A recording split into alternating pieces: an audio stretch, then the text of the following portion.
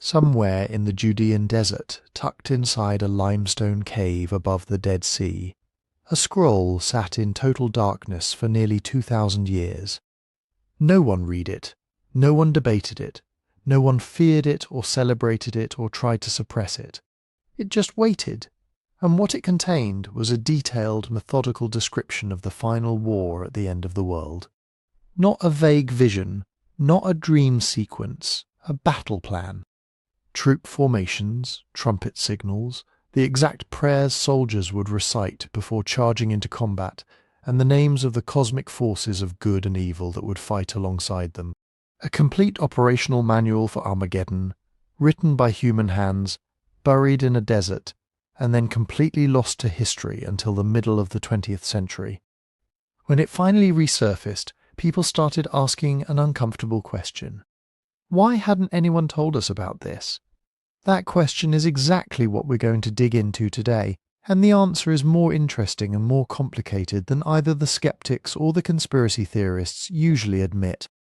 Because the story of this scroll, known to scholars as the War Scroll, or 1QM, involves real history, genuine academic gatekeeping, ancient apocalyptic theology, and a community of people who believed with total conviction that they were living on the edge of the end of time.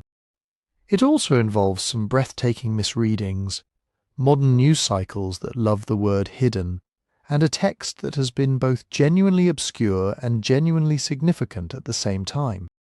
Here's what we're actually going to cover. First, what the text literally says, because it's stranger and more elaborate than the headlines suggest. Then, who wrote it? Because that community's identity changes everything about how you interpret the content. Then why the hidden label exists, whether that reflects real suppression, academic slowness, or something else entirely. And finally, what modern interpreters have done with it, from serious scholarship to prophecy, claims that would probably baffle the people who wrote the scroll in the first place. If you're watching this late at night when you can't sleep, or early in the morning with something warm in your hands, tell me in the comments. Drop what time it is and where you're listening from. Seriously, I read those. It's one of my favourite parts of making these videos, because there's something genuinely strange and beautiful about the fact that a text written in the Judean desert 2,000 years ago can pull people in from Berlin and Brazil and Brisbane, all in the same hour. Now, here's the thing that makes the War Scroll so difficult to talk about simply. It sits right at the intersection of history and belief, of archaeology and theology, of careful scholarship and popular mythology. And those worlds do not always agree on what it means or even what it is. Some scholars read it as a liturgical document, a kind of elaborate ritual text never meant to describe a literal future war. Others read it as genuine eschatological prophecy, the community's sincere expectation of an imminent cosmic conflict. A smaller group of modern interpreters take it much further, connecting it to contemporary geopolitics in ways that would require some very creative reading of the ancient Hebrew. All of those interpretations, the careful scholarly ones and the breathless ones, exist because the text is genuinely ambiguous in places, because the community that produced it was genuinely convinced of things that most people today find difficult to take literally, and because 2,000 years of separation between us and the writers creates gaps that imagination rushes to fill. So we're going to be careful. We're going to start with what the evidence actually shows, what archaeologists found, what historians understand about the world the scroll came from, and what the text itself describes line by line. Then we'll let the interpretations compete on an even field. A scroll describing a final war sat in a desert cave for 2 millennia. It was found, it was studied, it was controversial, and it still is. Here is the full story. The designation 1QM sounds like a file number from a government archive, and in a way that's exactly what it is. The 1 tells you which cave it came from. The Q stands for Qumran, the site near the northwestern shore of the Dead Sea where the caves are clustered. The M is the first letter of the Hebrew word milhamah, which means war. Cave 1, Qumran, war. That's the full address of one of the most unusual documents to survive from the ancient world. It's not the only war-related text among the Dead Sea Scrolls. Fragments from other caves, sometimes called the War Scroll copies or related war texts, suggest the community produced multiple versions or recensions of the same basic material over a period of time. Scholars have identified fragments from caves 4 and 11 that overlap with 1 QM in some places and diverge from it in others, which tells you something important right away. This wasn't a single revelation handed down once and preserved unchanged. It was a living document, worked and reworked, which means a community of people thought hard about it over generations, revised it, probably argued about it, and kept returning to it. That alone makes it more historically interesting than a simple prophecy conveniently inscribed on stone. But 1QM is the most complete version we have, running to 19 columns of Hebrew text, and it's the one that gives you the fullest picture of what the community was imagining. And the first thing that strikes you once you start reading it is how deeply strange the combination is. This is not a prophetic vision in the tradition of Isaiah or Ezekiel, where a single figure receives revelations through dreams or divine encounters and records them in charged poetic language. It reads nothing like that. It reads, to a startling degree, like a military manual.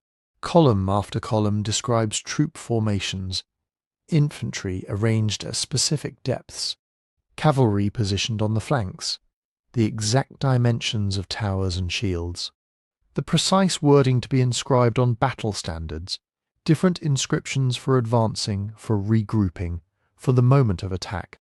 The text specifies how many trumpets are to be used for each signal, how many blasts constitute which command, and even the physical movements that accompany each blast.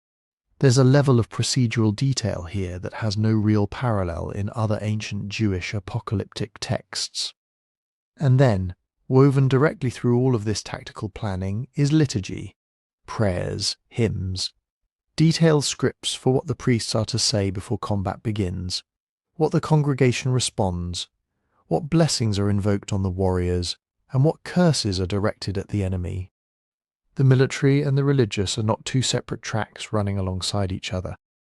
They're completely fused. The war cannot be fought without the prayers, and the prayers only make sense in the context of the war.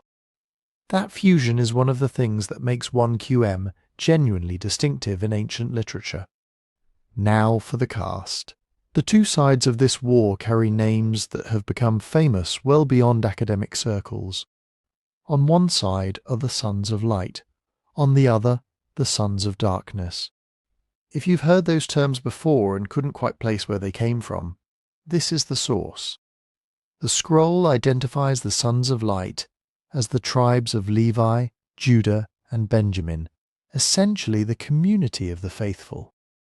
Their opponents, the sons of darkness, include a coalition of enemies, some named as specific nations, others referred to by a term that has generated enormous debate among scholars: the kittim. We'll get into who the kittim are supposed to be later, because that question is genuinely unresolved and the answer matters enormously for how you interpret the whole document. For now, the important thing is that the sons of darkness are not merely human enemies. They are fighting under the command of a figure the scroll calls Belial, a name for the cosmic force of evil in Second Temple Jewish theology. This is not a war between nations, it's a war between the organizing principles of the universe. And that's where the cosmic framing comes in. The scroll doesn't just describe humans fighting on two sides. It describes angels fighting alongside each human army. The archangel Michael leads the forces of good, Belial leads the forces of darkness. The battle unfolds over a period of 40 years, alternating between victories for the sons of light and temporary reversals before ultimate victory is achieved. And at the end, the scroll makes clear this isn't just the defeat of a particular enemy. It's the permanent purification of the world. Evil doesn't just lose. It's eliminated from creation. So now you can see why the central question about this text has never been settled cleanly. Is this a genuine prophetic blueprint, the community's sincere expectation of a literal war they believed was imminent?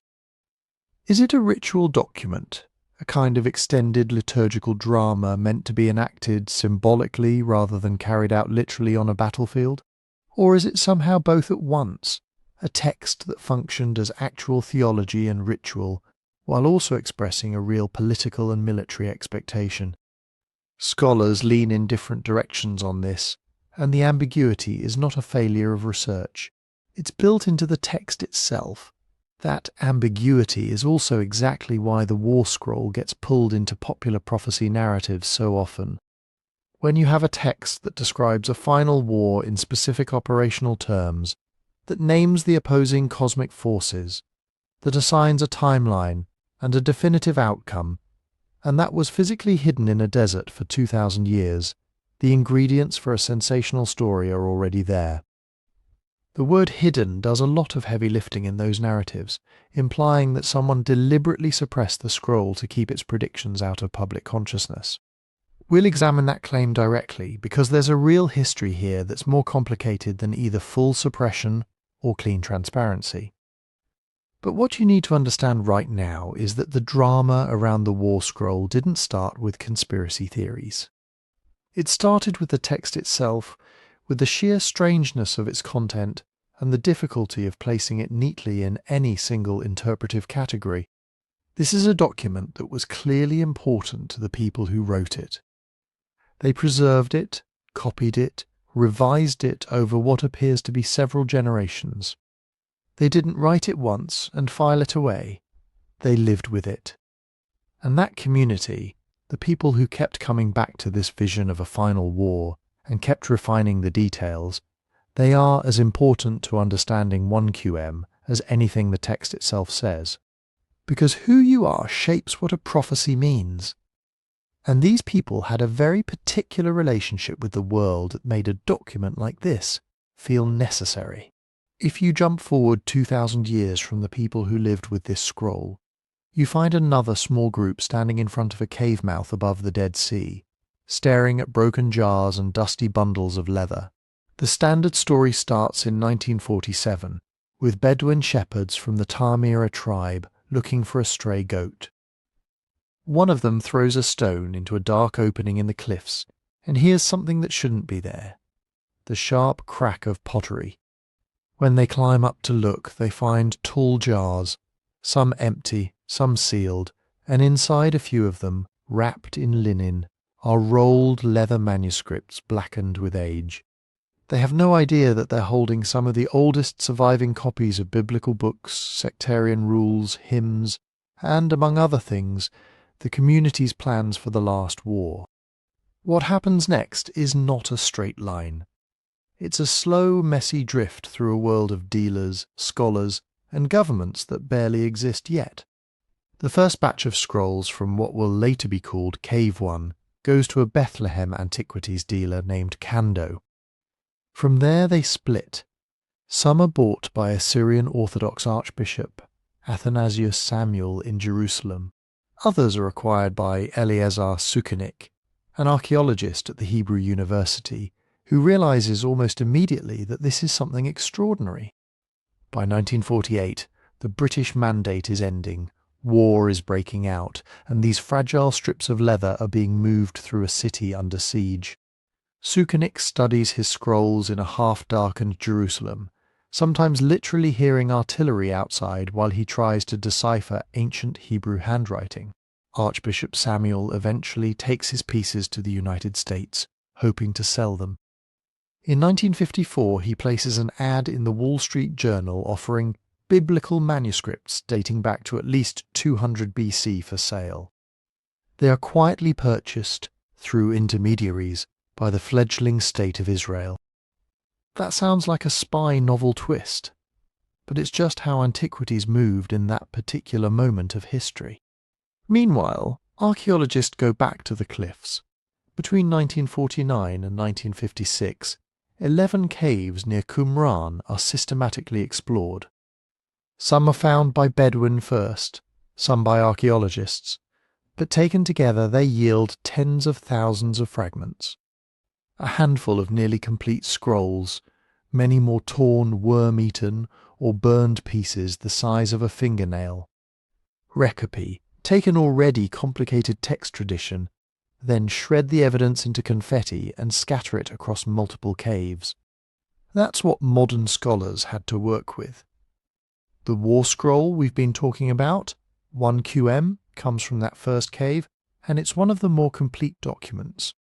But copies and related fragments turn up later in Cave 4 and Cave 11. Some are close parallels, some preserve alternative wordings or additional lines.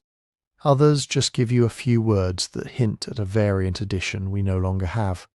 From the very beginning, then, the notion of the war scroll as a single, unitary object is a modern simplification.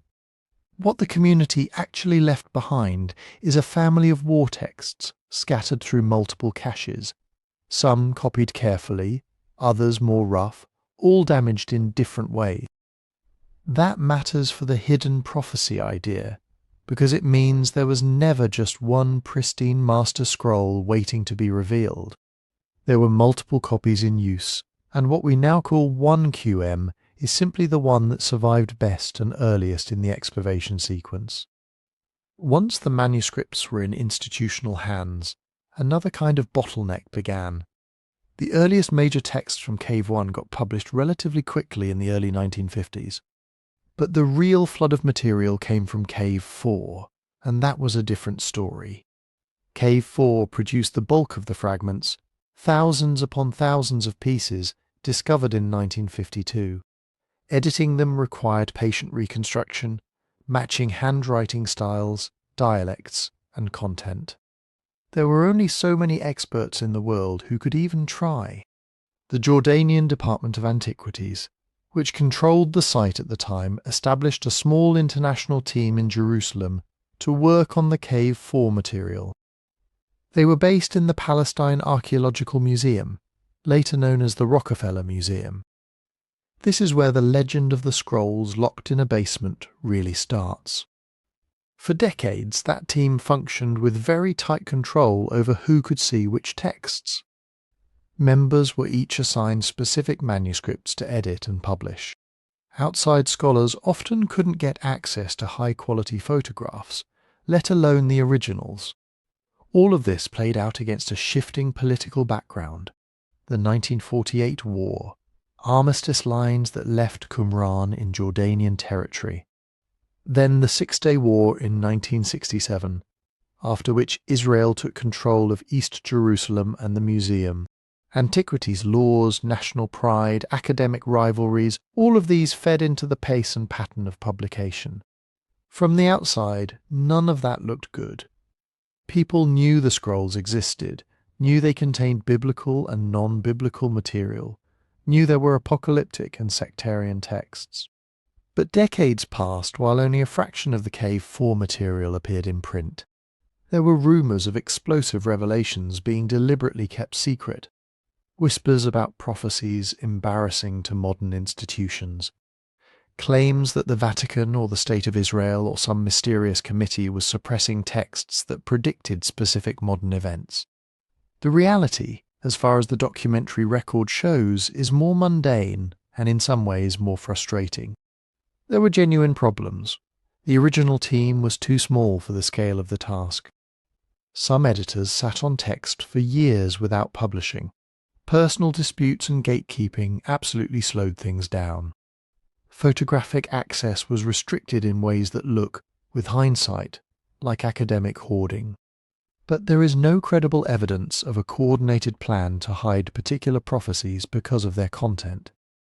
The delays came from logistics, under-resourcing, professional inertia, and Cold War-era politics more than from a single organised conspiracy. Still, perception matters. If you tell the world, we found a vast library of ancient Jewish manuscripts, including end-time war texts, and then you only trickle out small volumes at long intervals, you invite speculation. When journalists ask, what's in the rest? And the answer is, you'll see when we publish it. The human imagination fills in the blanks. the War Scroll, with its sons of light and sons of darkness, slots perfectly into that vacuum. It looks like the kind of document someone might want to hide. There's another twist. Because we have multiple copies and related fragments, there is no single canonical text of the War Scroll that everyone agrees on. Editors have to decide which readings from which manuscripts to privilege. Should a line from Cave 4 override a damaged passage in 1 QM? Is a variant from Cave 11 a later revision or an earlier form? Different critical editions make slightly different choices. That fluidity is normal for ancient textual scholarship, but when you're dealing with something people think of as a prophecy, it feels destabilizing. Which version exactly is the prophecy? If lines drop in or out, depending on the edition, doesn't that look like tampering to anyone already inclined to trust the more dramatic explanation? By the 1990s, pressure from the wider scholarly community finally broke the bottleneck. Photographs were widely released. New teams joined the project. Edition after edition began to appear, including more material related to the war texts. As that happened, the story of deliberate, content-based suppression became harder to sustain. Instead, another story came into focus. One about a community that produced multiple evolving versions of a war liturgy, hid them during a crisis, and a modern world that took half a century to fully process what those manuscripts actually were. That discovery story is not just background colour. It shapes the way the War Scroll is perceived even now.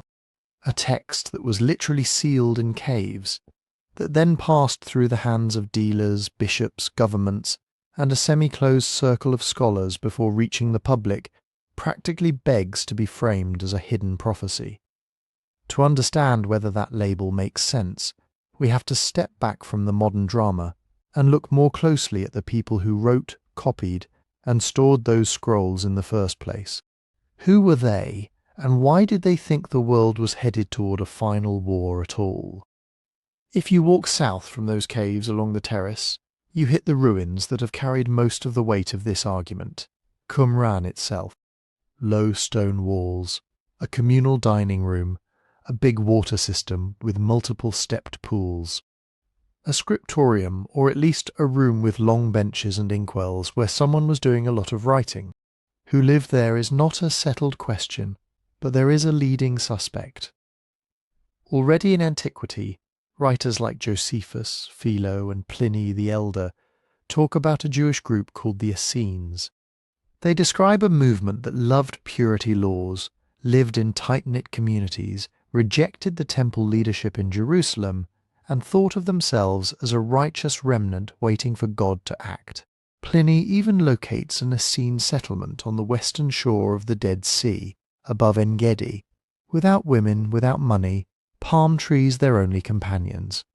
When excavators in the 1950s saw a celibate-looking, highly organized settlement a short walk from caves full of apocalyptic, purity-obsessed texts, the dots almost connected themselves. The standard view that emerged was simple. Qumran was an Essene centre, and the scrolls are the library of an Essene-like sect. That's still the majority position in scholarship, with some nuance. Most specialists now speak of a Qumran movement or Yahad community. The word Yahad, meaning together or community, appears in some of their rule texts. It looks like a branch of the wider Essene stream, not necessarily identical to every group Josephus ever called Essene, but close enough that Essene-like is a fair label. There are dissenters. A few archaeologists have argued that Qumran was just a villa or a fortress, and that the scrolls were a general Jerusalem library hidden out here during the Roman War. Others think multiple groups contributed texts over time and that the settlement and the scrolls are only loosely related. The problem is that the material culture and the manuscripts keep tugging back together. The pottery, the script styles, the ritual baths, the communal meal practices in the ruins and in the texts, they interlock a little too neatly to dismiss. Whoever they were, the people behind the War Scroll saw themselves as a community apart. Their worldview is written straight into their rule books. One core text, the community rule, lays it out. The world is divided between the faithful remnant and everyone else. They think of themselves as the sons of light, people who have entered a new covenant with God while the rest of Israel, including the temple establishment, has gone astray. Purity isn't just about washing your hands before dinner. It's a way of drawing a hard boundary between insiders and outsiders. They obsess over ritual cleanliness. Multiple immersion pools, strict control of food, rules for who can eat where and with whom. Sin and impurity are contagious in their eyes, and Jerusalem is spiritually contaminated. So they separate. Some members probably lived full-time at Qumran. Others may have been part of a wider network of communities and sympathizers spread across Judea, all following similar rules, all seeing the Jerusalem priesthood as corrupt and themselves as the true Israel in miniature. That covenant identity is what turns into war language when you open 1QM. If you're convinced that your group is the only faithful remnant in a nation that has largely compromised, the story you tell about history shrinks and sharpens. You're not just one pious group among many. You're the spear tip of God's plan. Everyone else, Gentiles, traitor Jews, foreign empires, slides into the category sons of darkness. In their texts, the separation is cosmic. There are spirits of truth and spirits of deceit. There are lots and times appointed by God before creation. History is not an open field of possibilities. It's a fixed script moving toward an appointed confrontation. Political tension becomes eschatology.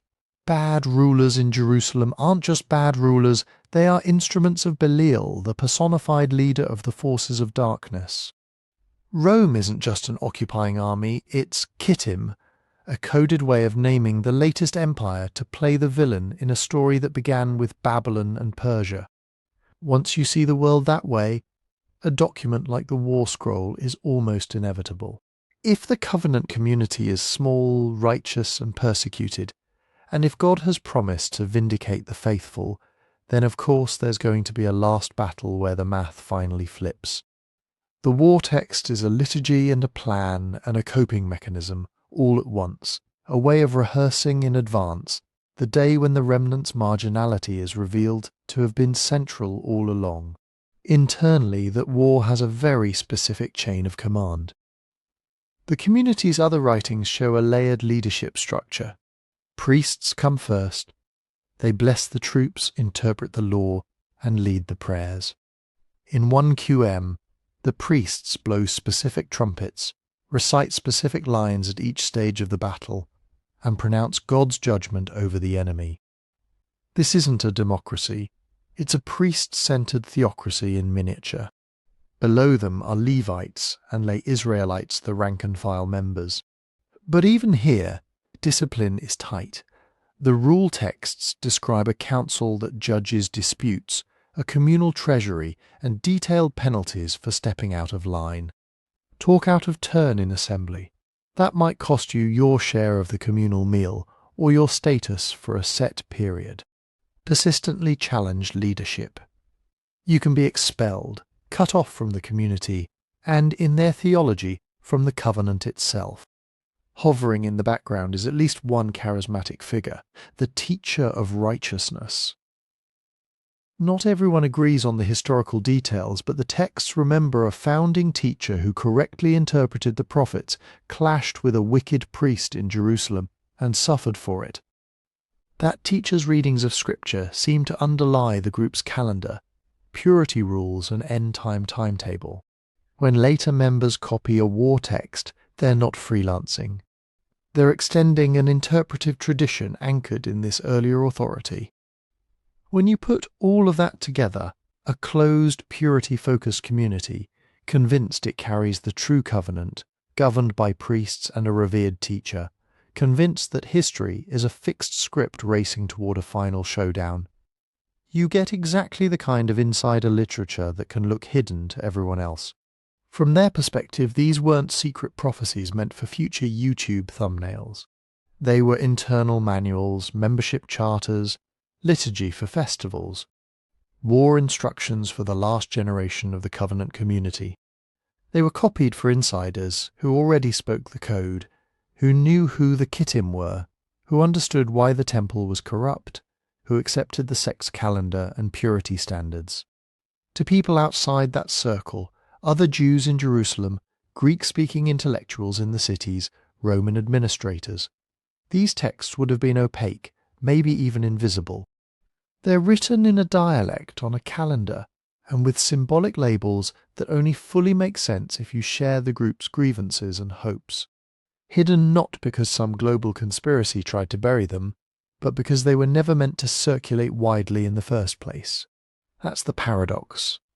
The war scroll feels explosive to us precisely because we're reading over the shoulders of a small, angry, intensely committed community that did not expect us to be their audience.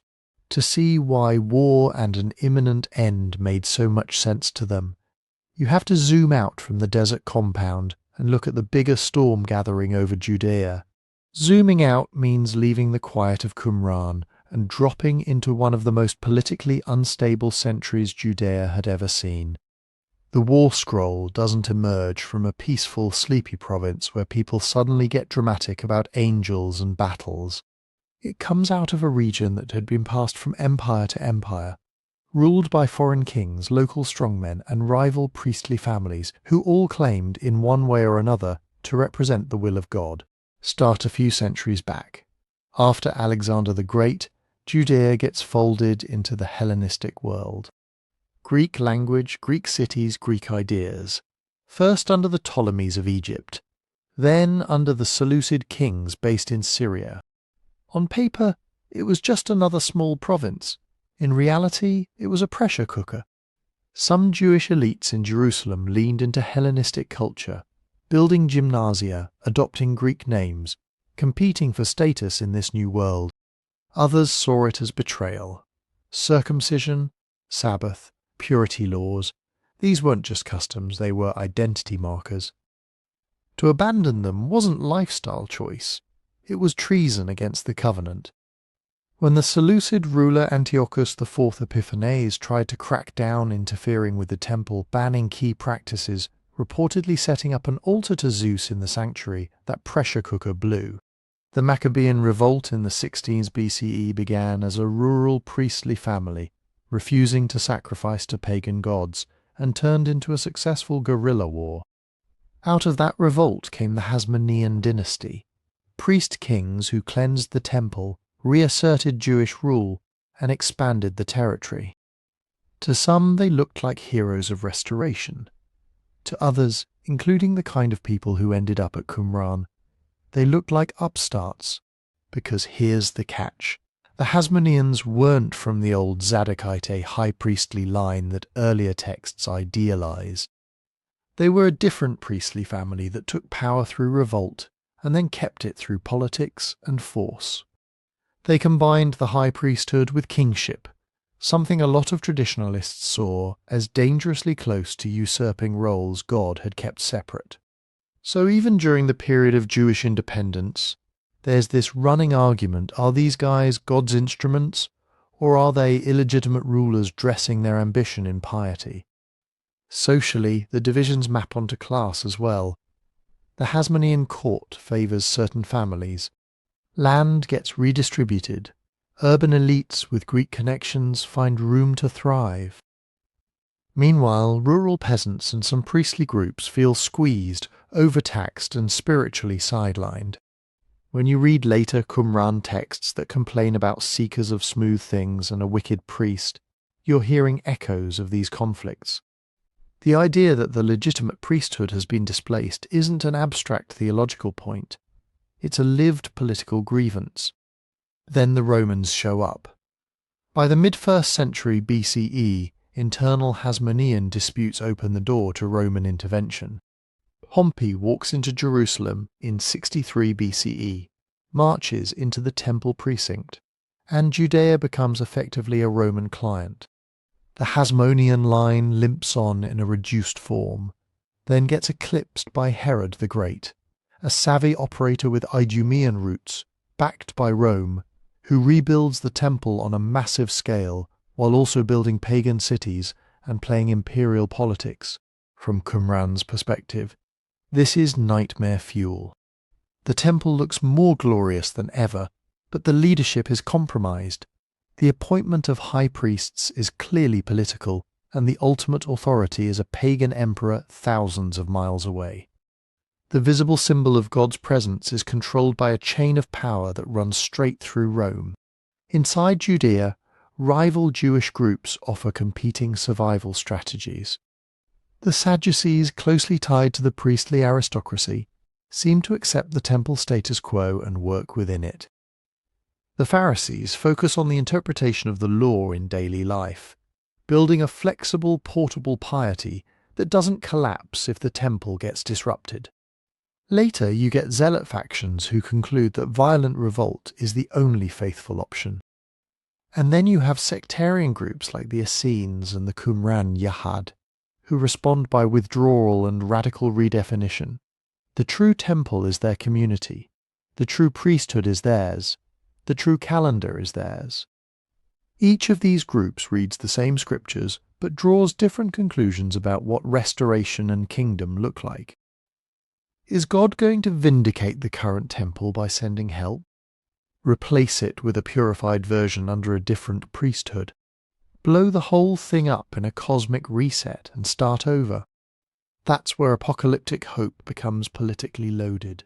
If you're a marginalized priestly group convinced the temple is in corrupt hands, everyday politics look rigged. Voting with your feet and moving to the desert solves the contamination problem, but it doesn't solve the justice problem. The wicked are still in charge. Empires still stomp across the land. Compromisers still get the good seats in Jerusalem. Apocalyptic language, visions of final judgment, cosmic battles, angelic armies turns that frustration into a timetable. It says, this isn't just bad luck or temporary mismanagement. This is the last phase of a long war between good and evil. The more corrupt the present looks, the closer we must be to the flip. Text after text from this period, not just at Qumran, reframes politics as eschatology. Foreign kings become beasts in Daniel's visions. Oppressive rulers are horns or heads on symbolic monsters. The sense that history is cycling through empires toward a climax shows up all over the place. People aren't just hoping for a better administration, they're hoping for God to end the game entirely. And Judea keeps cycling through real, bloody conflicts that make final battle talk feel plausible. The Maccabean revolt sets the template. Small, faithful group, huge empire, shocking victory. Later uprisings, even when they fail, reinforce the pattern. The Hasmoneans fighting Seleucids, factions fighting Romans, rebels testing Rome's patience long before the Great War of 66-70 CE. If you're living through a century where revolt is a recurring feature of life, the difference between another uprising and the last war can start to feel like a matter of timing, not category. The War Scroll plugs into that mindset. It describes a massive, multi-stage conflict between the sons of light and the sons of darkness, complete with foreign armies, traitorous insiders, and divine intervention. It draws on the language of holy war from older scriptures, but it's shaped by a world where real people are already talking about throwing off foreign yokes and purifying the temple by force. At the same time, it's crucial not to treat 1QM as if it were live reporting on one specific uprising. Scholars have tried to tie it neatly to the Maccabean revolt, or to a projected Essene participation in the Roman-Jewish War, or to some lost rebellion we just don't know about. The problem is that the text doesn't behave like straightforward history. Its enemies are partly coded. Its timetable is schematic. Its battles are as much liturgical and cosmic as they are tactical. It's better to think of the War Scroll as a product of an era where war felt structurally inevitable. The details are shaped by particular experiences, Seleucids, Hasmoneans, Herodians, Romans, but the script is designed to outlast any single crisis. Each new empire, each new wicked priest, can be slotted into the role of kittim, traitors, or sons of darkness without rewriting the core story. In that sense, the text sits in between history and myth. It's drawing energy from very real political conflicts, foreign domination, class tension, priestly disputes, but it's transposing them into a register where the next revolt might be the last one, and the next corrupt high priest might be the final enemy. Understanding that atmosphere is what lets the war scroll click into place. It isn't a random doomsday fantasy. It's one community's way of scripting a world they were already convinced was marching toward confrontation. The specifics of that script, the armies, the names, the stages of the battle, are what will open up next. Open the scroll, and what you get is not a single vision or a linear story. It's more like picking up a war manual, a prayer book, and a piece of apocalyptic theatre all stapled together. On the surface, 1 QM is surprisingly structured. It doesn't just say there will be a war good wins, it lays out stages, cycles, reversals, timetables. The basic outline is a long conflict between the sons of light and the sons of darkness, broken into distinct phases. The sons of light are Israel as the war scroll community defines it, 12 tribes plus their own group, led by a purified priesthood. The sons of darkness are everyone aligned with evil, foreign powers like the kittim, plus corrupt insiders and neighbouring peoples. But the war isn't a straight march from weakness to victory. In its most famous section, the scroll describes 7 battle lots or rounds, and those rounds are not evenly distributed. At first, the sons of light get hammered. In the opening cycles, the armies of darkness win. Israel is pushed back. Casualties mount. If you were reading this as a modern military plan, you'd call it disastrous strategy. But that's not how the writers see it. The early defeats are baked into the script. They're not failures, they're proof that the war is operating according to a divine timetable, not human competence. Then, in the middle lots, things level out. The text describes alternating victories and defeats, like a seesaw. The balance of power swings back and forth. The motif is almost mathematical. Allotted times for suffering. Allotted times for deliverance. Only in the final rounds does the tide turn decisively.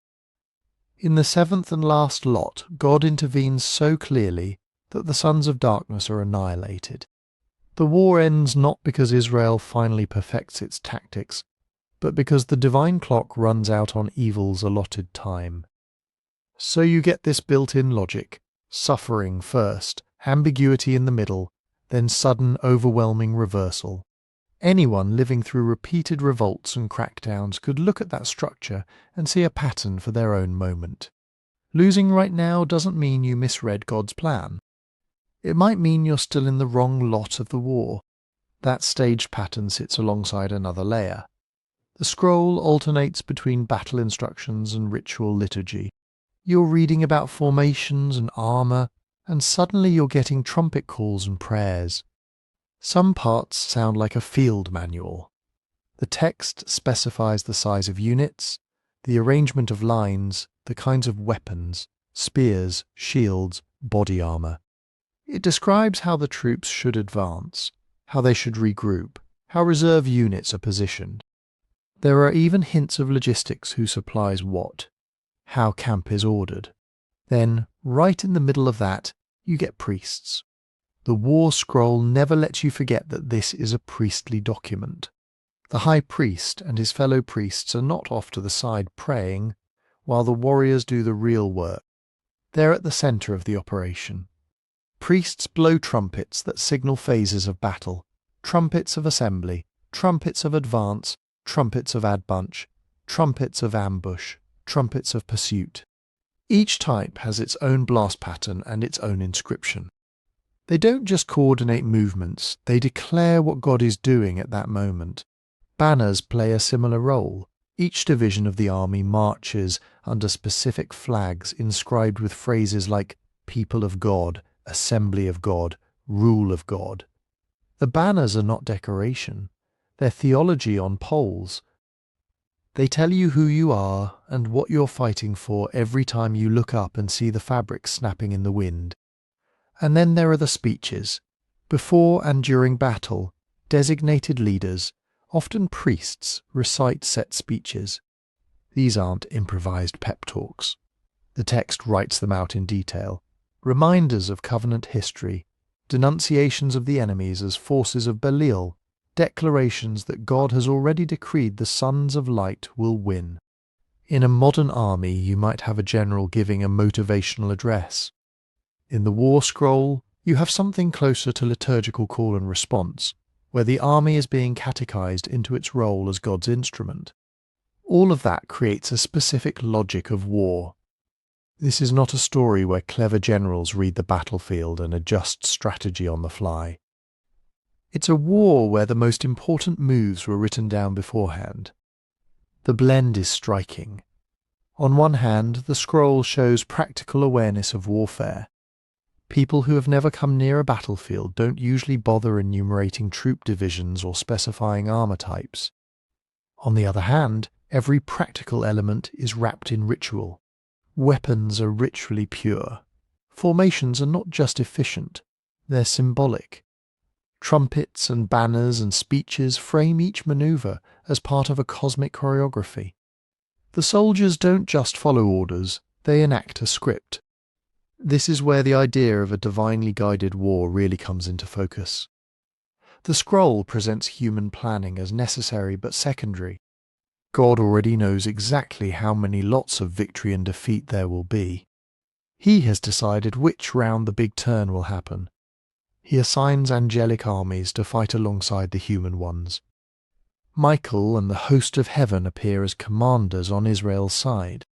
In that worldview, the logic of conflict isn't calculate odds and maximize advantage. It's align yourself as perfectly as possible with the pre-written plan. Ritual precision becomes strategic precision. If you blow the wrong trumpet, march under the wrong banner, or follow an illegitimate priest, you're not just tactically off, you're fighting against the grain of the cosmos. But reading 1QM today, we're not looking at a perfectly preserved glossy manual. The text is damaged, sometimes badly, sections are missing. Lines trail off into tears and holes. Other manuscripts from Cave 4 preserve shorter or variant versions. That means a lot of what we describe as the structure of the war is a reconstruction. Scholars compare fragments, line up overlaps, and try to rebuild the original sequence of lots, speeches, and instructions. There's broad agreement on the basic pattern, multi-stage conflict, early defeats, final victory, but details get fuzzy. Did the scroll always describe exactly 7 rounds, or were the numbers adjusted in later copying? Are certain ritual passages original or later expansions by scribes, leaning harder into liturgy? How tightly were the practical instructions tied to specific historical enemies, and how much were they meant to be reusable? Different answers to those questions change how you read the whole thing. If you think the ritual material is fundamental and early, then the war scroll is primarily a liturgical script with some military colouring.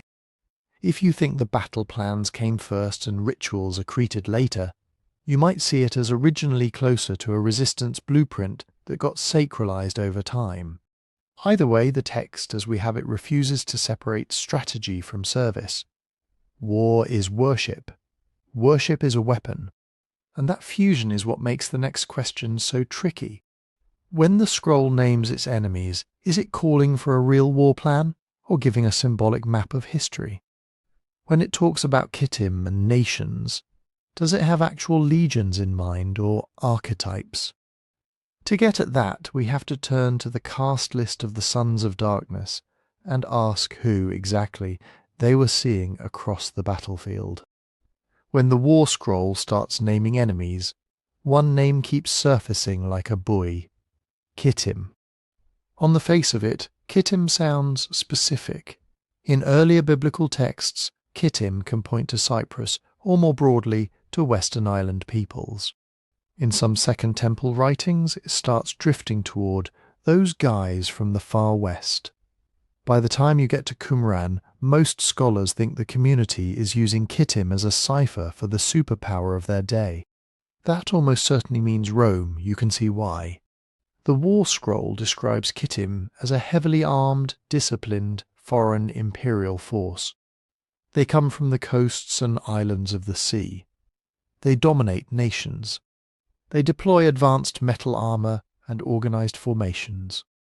For a Judean sect living under Roman occupation, looking out at legions with standardized equipment, glinting armor and iron discipline, Rome is the obvious match.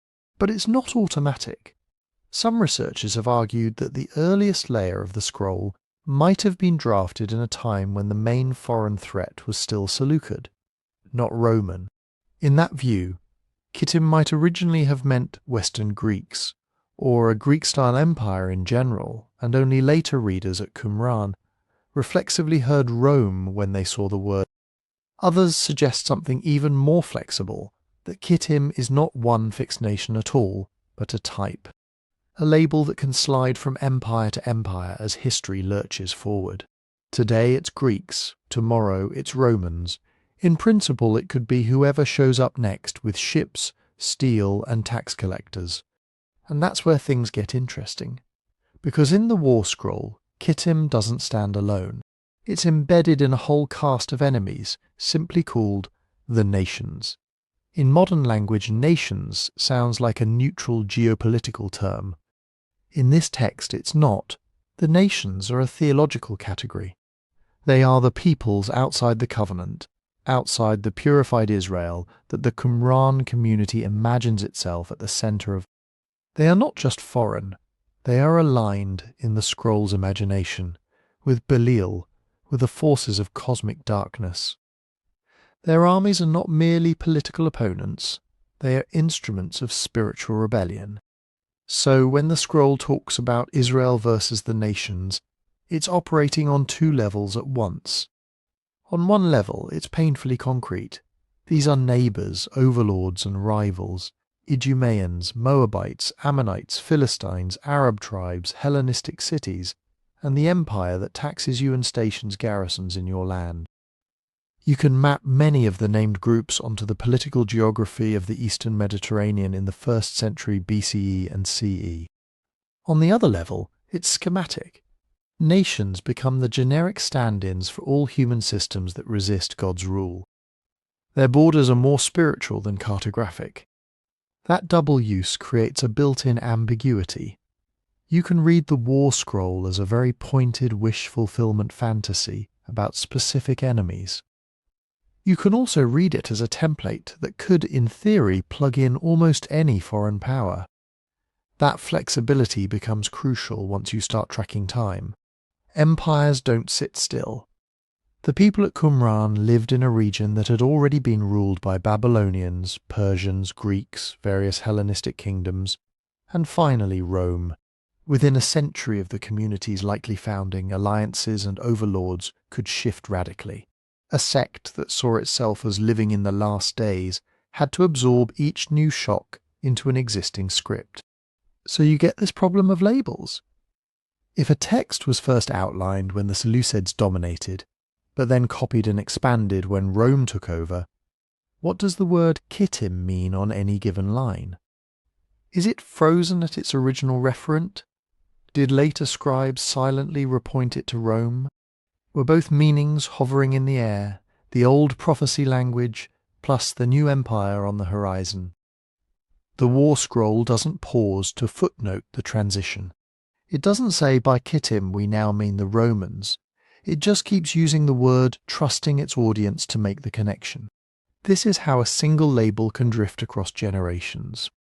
A sect member hearing 1 QM read around 50 BCE may have had one dominant image in mind.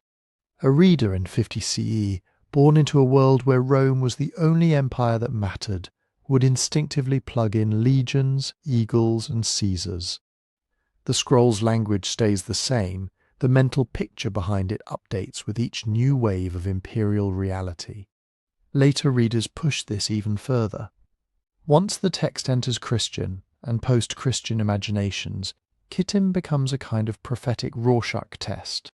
Medieval interpreters can see kittim as Byzantines, or Muslim armies, or Latin crusaders, depending on who feels like the oppressive West at that moment. Early modern writers might hear echoes of Spain or the Ottoman Empire. In some contemporary apocalyptic subcultures, kittim gets retrofitted onto modern superpowers America, the European Union, Russia, China, whoever occupies the role of looming global hegemon in the reader's worldview. The same with the nations.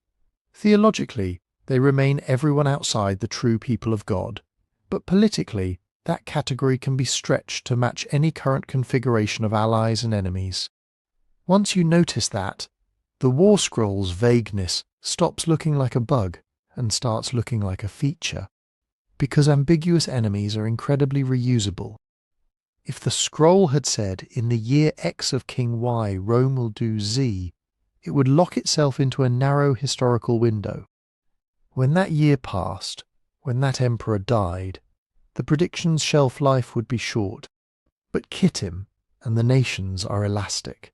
They can be recalibrated with each new crisis. Every generation that feels threatened by a Western-looking imperial power can say, "This is it. We are the sons of light. They are kittim. The final war is now." That's exactly how prophetic texts keep being fulfilled, without ever quite expiring. You lose precise reference, you gain permanence. Ambiguity also feeds a particular kind of confidence.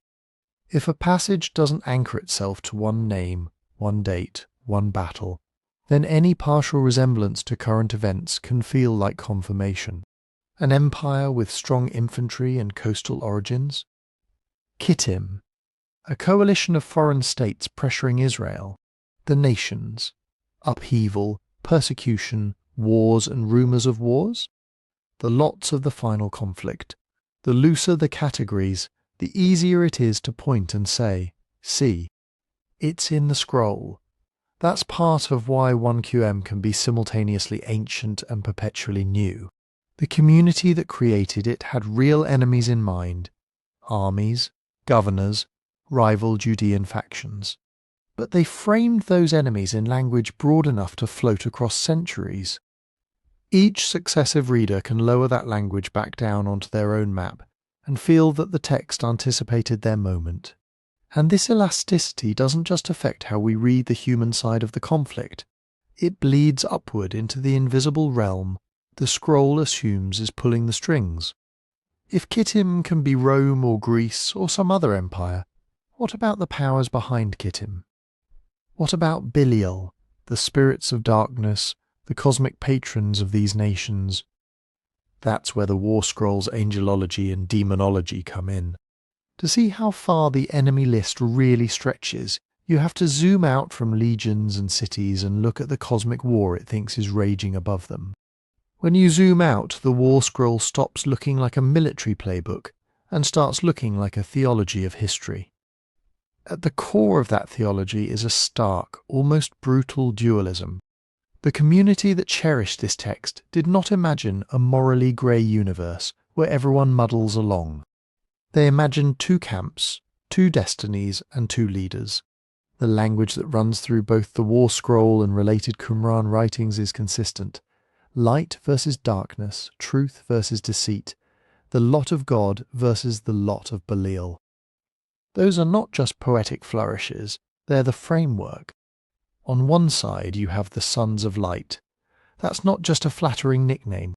It's a statement about identity. These are the people who believe they stand under the rule of the Prince of Light, the chief angelic figure who, in some texts, is closely associated with Michael.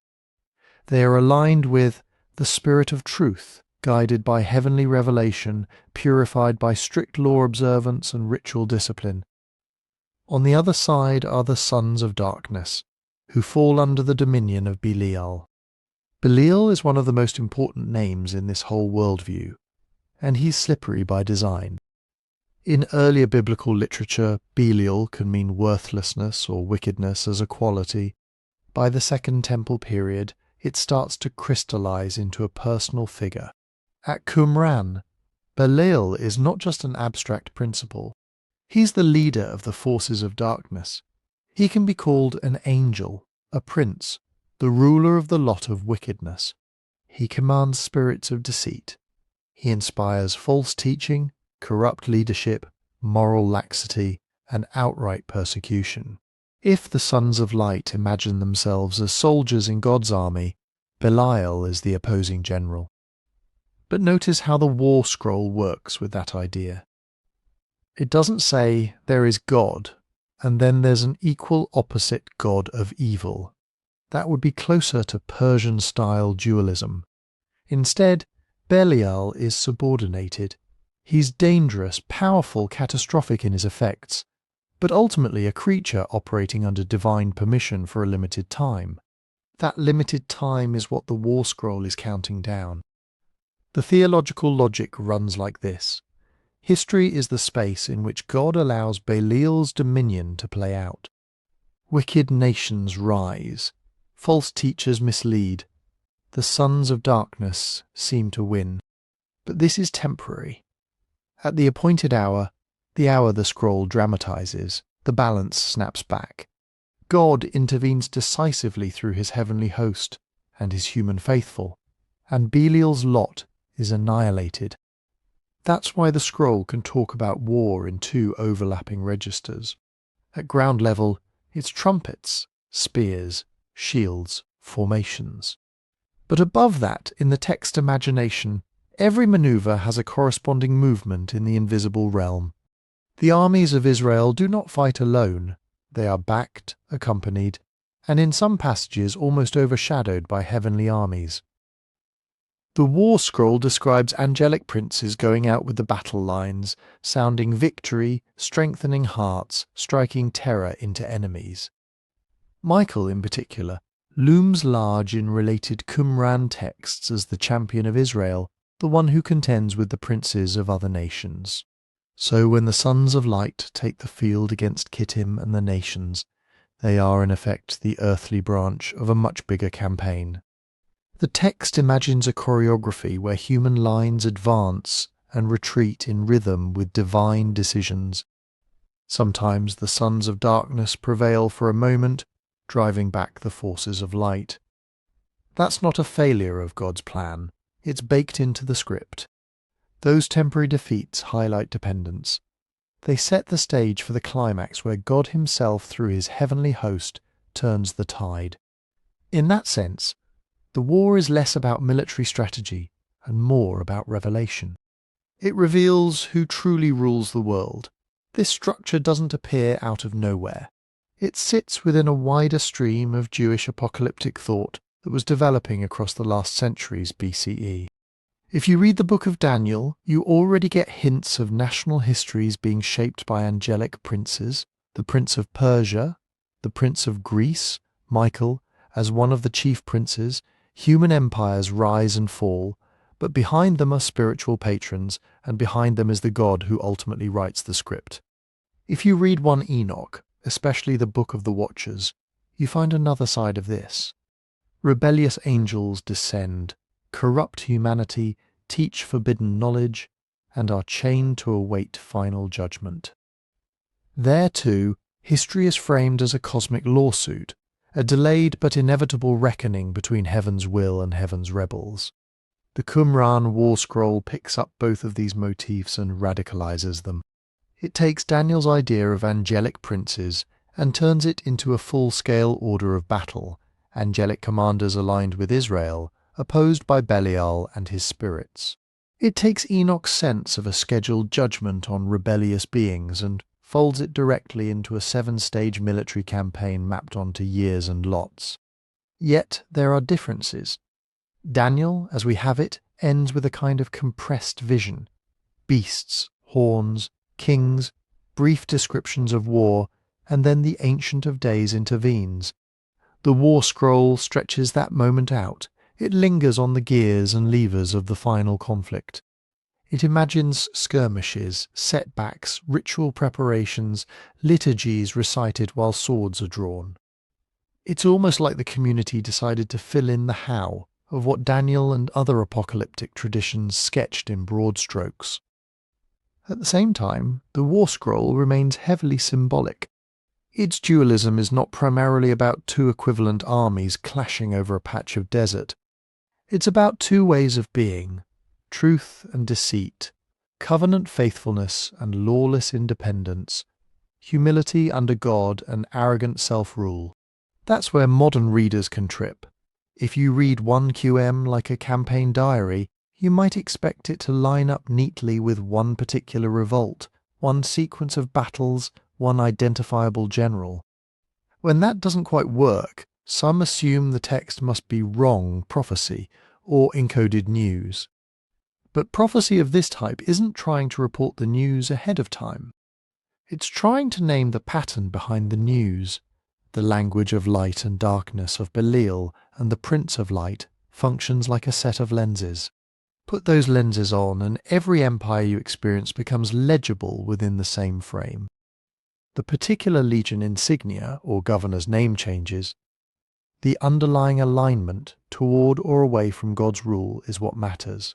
So when the War Scroll describes heavenly hosts joining battle, it's not necessarily predicting that observers will literally see angels with flaming swords on the skyline. It's articulating a conviction that, no matter what happens on the field, the decisive factors are spiritual.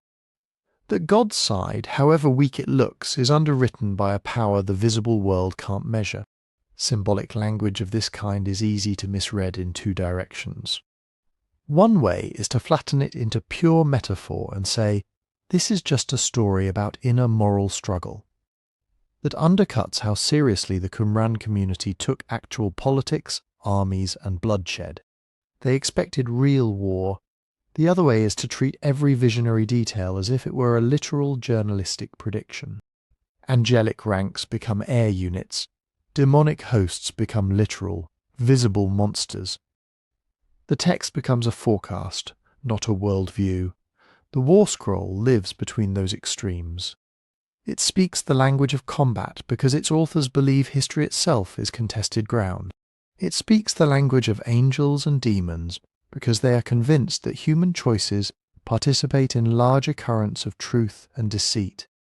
It names Belial and the Prince of Light because in their eyes there is no neutral zone. From that perspective, every spear thrust, every trumpet blast, every advance or retreat is a kind of sacrament of alignment, a visible sign of which side you belong to in an invisible war. And that conviction, as we'll see, shapes not just how they imagine battle, but how they pray, how they organize their camp, and how they turn ritual itself into a weapon. If every spear thrust is a sign of alignment, then ritual is the script that tells you how to thrust it. The War Scroll is obsessed with that script. When you read 1 QM closely, you don't just get they went out to fight. You get which trumpets are blown in which order, with what words on the lips of the priests, while which blessing or curse is spoken over which line of soldiers. The text describes different trumpets for different moments. There are trumpets for mustering the troops, trumpets for opening battle, trumpets for pursuit, trumpets for retreat. Each one isn't just a sound signal in the practical sense. It has a name, a declared meaning, and often a matching priestly formula. A blast doesn't only say move forward, it says now is the hour of God's favour, or now God remembers his covenant, or now terror falls on the lot of Belial. The same layering appears in the blessings and curses. Before the armies even clash, the priests stand and pronounce elaborate blessings over the sons of light. They ask for courage, purity, angelic assistance, victory. The language is dense with covenant phrasing. God is the one who chose them, set them apart, promised to be with them in battle. At the same time, curses are directed toward the enemies. Not random insults, but crafted declarations that the sons of darkness stand under judgment, that their strength will melt, that their gods are powerless, that their plans will return on their own heads. This is not a halftime pep talk, it's courtroom language. The priests are, in effect, announcing the legal status of both sides before heaven. Here are the righteous plaintiffs. Here are the guilty defendants. The battlefield becomes the place where the verdict is carried out. Then there are the hymns. The war scroll preserves entire sections of liturgical poetry to be chanted during and after engagements. Hymns of thanksgiving when a phase of the war goes well. Hymns of lament and trust when the sons of light are temporarily driven back. Hymns that recount God's past deliverances as the template for what he is about to do. It reads like someone took a temple service and stretched it out over a campaign map. And that's where the priestly role becomes crucial. In this vision, priests are not chaplains hovering in the background, offering generic encouragement, while the real commanders make tactical decisions. They are commanders of meaning. They decide which part of Israel's story is being activated at each turn. They declare with blessing and curse which promises apply, which warnings are in force, how the present moment should be interpreted by everyone standing there with swords drawn. They also regulate purity. The war scroll takes for granted that ritual impurity, moral corruption, or improper sacrifice can undermine the entire operation. So priests inspect, separate, instruct. They make sure only those who belong to the covenant, who are properly prepared, take the field as the core army. Others may support at a distance, but the front line is almost like a moving sanctuary. If you're used to thinking of priests as temple functionaries and generals as battlefield leaders, this is a fusion. Battle becomes an extension of priestly service. The camp becomes an extension of the temple precinct. That fusion has deep biblical roots. Think about the story of Jericho in the book of Joshua. Priests carrying the ark, blowing trumpets, circling a city in a strange ritual pattern until the walls fall. The battle is won not by clever siege engines, but by obedience to a liturgical choreography. Or think of Gideon in Judges, trumpets, torches, shouting the name of the Lord and of Gideon, panic in the enemy camp. Again, ritual action and sound mark the turning point. In Deuteronomy, there's even a law about the priest addressing the troops before battle, reminding them not to fear, because the Lord goes with them. The idea that priests speak into combat and that their words shape reality is already on the page. The war scroll amplifies that temple-centric imagination and systematizes it. Instead of an occasional miracle at Jericho, you get a whole war that is Jericho-like from start to finish. Trumpets, processions, blessings, curses, hymns, priestly speeches, all ordered, all repeated, all mapped onto a long campaign. The heavenly temple and the Jerusalem temple provide the blueprint. The final war is what happens when that blueprint is rolled out over all of history. Now, what do we do with that as modern readers? One way is to see 1 QM as an actual field manual. On this reading, the Qumran community, or some affiliated group, genuinely expected to march into battle using these precise formulas. The trumpets would be built, the priestly speeches would be memorized, the hymns would be rehearsed like war songs. When the time came, they'd try to follow this script as literally as their circumstances allowed. Another way is to see the war scroll as an idealized sacred drama. It's less a practical playbook and more the perfect liturgy of the end, imagined in careful detail. Like a passion play or a liturgical reenactment, it tells you the right way the final war would be fought in God's eyes, even if no human army ever manages to enact it fully. Those two interpretations aren't mutually exclusive. You can imagine a community that both uses the text to rehearse and shape its identity now, and also holds it as the gold standard for a future conflict. In peacetime, it functions as a ritual script for study and recitation. In crisis, it becomes the template they reach for, even if they can only approximate it on an actual battlefield. This is where the intense ritual detail starts to feel encoded to many modern readers. You get specific trumpet names, specific blessing formulas, specific sequences of advance, prayer, retreat, hymn. It can give the impression of a secret manual smuggled through time, a coded instruction set waiting to be unlocked and applied by whoever finally recognizes it. From a scholarly standpoint, that code-like feeling probably comes from a different place. Apocalyptic communities often write their hopes in hyper-organized form. The more chaotic the world feels, the more precise the imagined divine plan becomes. Numbered stages, fixed durations, prescribed words.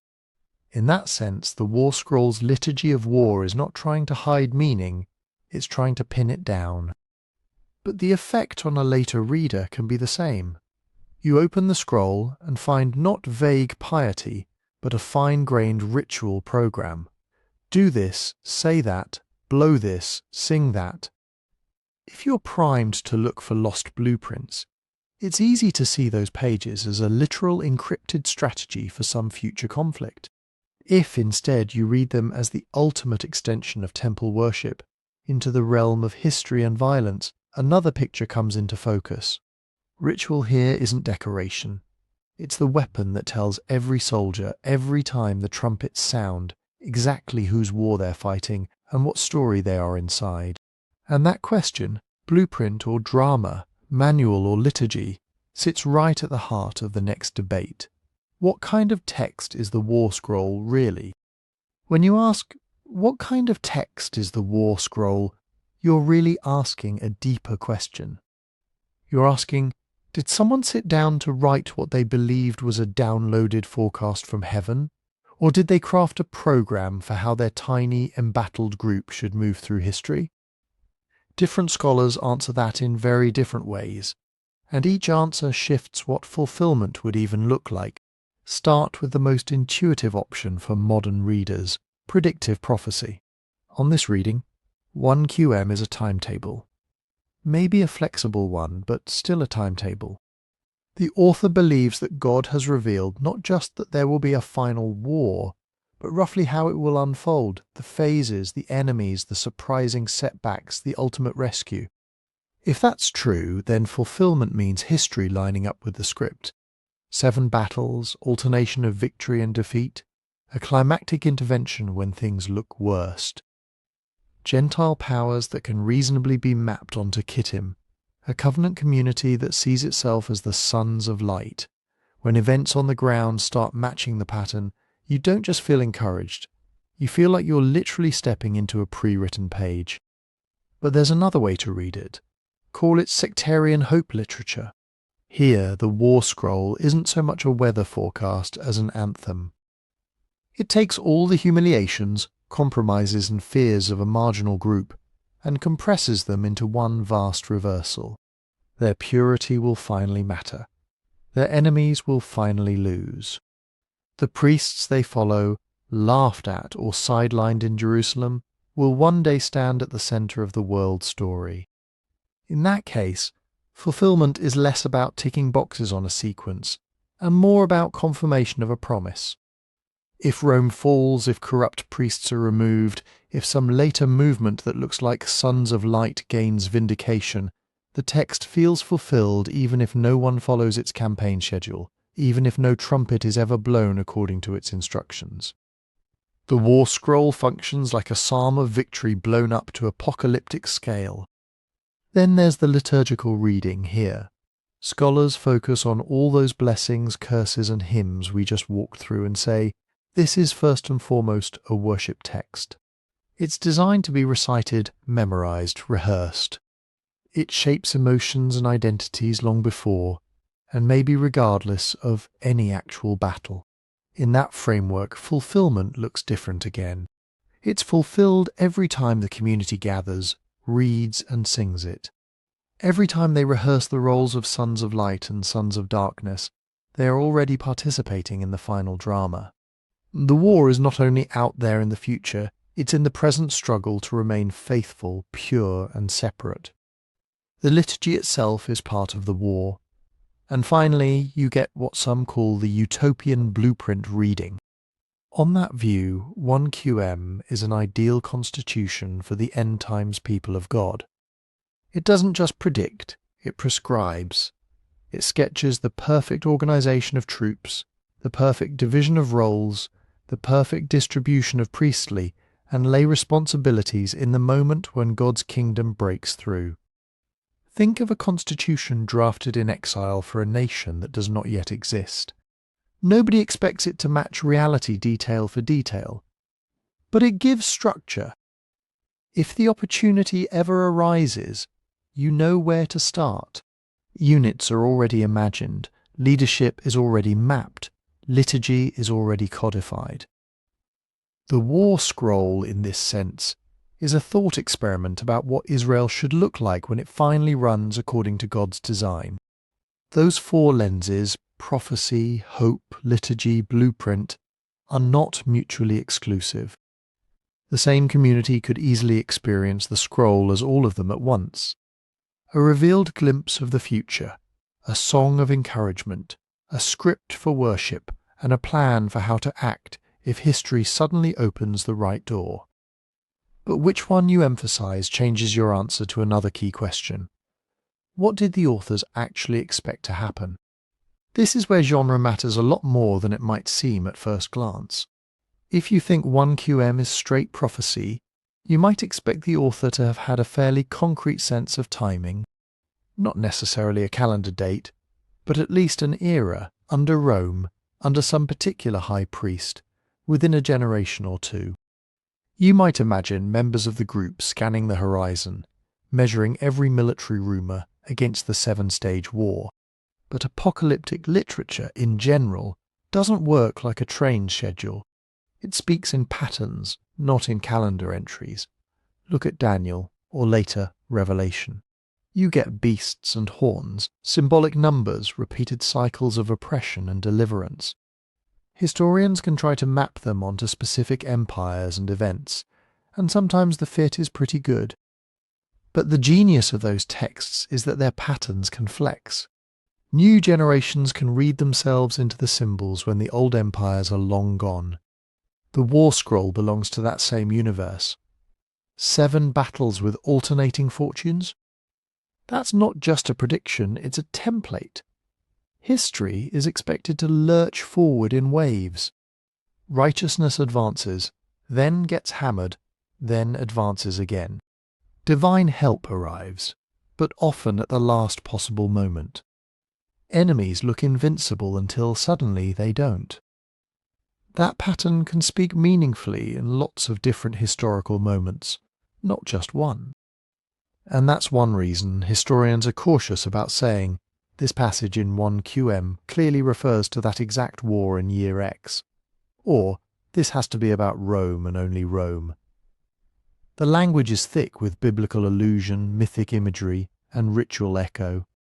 It's deliberately built to feel timeless and timely at the same time. So what can we infer about the author's expectations? We can be pretty confident they didn't write the War Scroll as pure fiction. The tone assumes that there will be a real embodied confrontation. Actual nations, actual armies, actual wounds and blood. They expect God to intervene in history, not just in hearts. We can also infer that they saw themselves, or people very much like them, as the core of the sons of light. This isn't a neutral prophecy file deposited in a library for whoever might need it centuries later. It's aimed at a particular sort of community, covenant-obsessed, priest-centered, purity-focused, convinced that most of Israel is compromised. Beyond that, the ground gets shakier. Did they think this war would happen in their lifetime? Some probably did. Apocalyptic groups often live with an urgent, compressed sense of time. Others in the same circle might have quietly assumed a longer horizon. If not us, then our sons. If not them, then their sons. Did they believe every ritual detail would one day be enacted exactly? Maybe some did, especially leaders invested in the system. Others might have treated the details more like a gold standard. A perfect version you aim at, fully expecting that any real war will be messier. This is where the temptation to be certain kicks in. It feels satisfying to say, the War Scroll is clearly a coded prophecy of the Jewish revolt against Rome, or it is purely a liturgical fantasy with no practical intent. Those kinds of statements give you closure. They turn a strange layered text into something clean and manageable. But the evidence on the ground won't quite cooperate. The language is too symbolic to pin down to a single event, yet too concrete to float off into pure metaphor. The ritual detail is too extensive to be mere illustration, yet the cosmic framing is too grand to be just a local battle plan. So historians, almost against their own desire for neat answers, stay cautious. They map the possible contexts. They compare 1 QM to other Dead Sea texts, to Daniel, to later Jewish and Christian apocalypses. They trace how some phrases seem to fit the Seleucids, others the Hasmoneans, others Rome. They watch how patterns in the scroll echo patterns in multiple periods. And then they admit something that apocalyptic writers themselves already knew. Divine wars are written in such a way that more than one generation can claim them. For a community inside the story, certainty is a feature. You want to feel like you are the sons of light? These are the days. This empire is the last one. For a historian reading from the outside, certainty becomes a liability. It can flatten a rich, multivalent text into a single failed prediction, or a single successful one. The War Scroll sits in the tension between those perspectives. It invites its original hearers to step into the role of end-time warriors, while leaving just enough symbolic flexibility that later readers can see new echoes. And as we follow the scroll out of the cave and into real revolts, real Roman legions and real Jewish resistance, that tension only sharpens. Did anyone ever actually try to fight according to this script? Or did the War Scroll remain an unrealized dream hanging over a series of all-too-real wars? That's where we go next. To really feel the War Scroll's place in the landscape, you have to zoom out and look at the whole apocalyptic ecosystem it lived in. It isn't a random one-off. It's part of a long conversation that stretches from earlier Jewish visions like Daniel, through other Second Temple texts, and eventually into Christian writings like Revelation. Same basic anxieties, same longing for justice, often the same stock imagery, but each community rearranges the pieces to answer its own questions. Start with Daniel.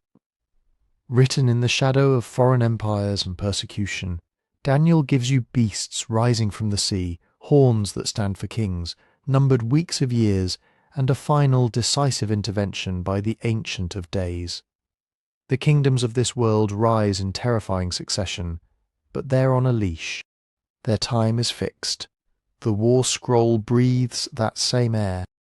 You get a compressed history of oppression and deliverance. You get coded enemies.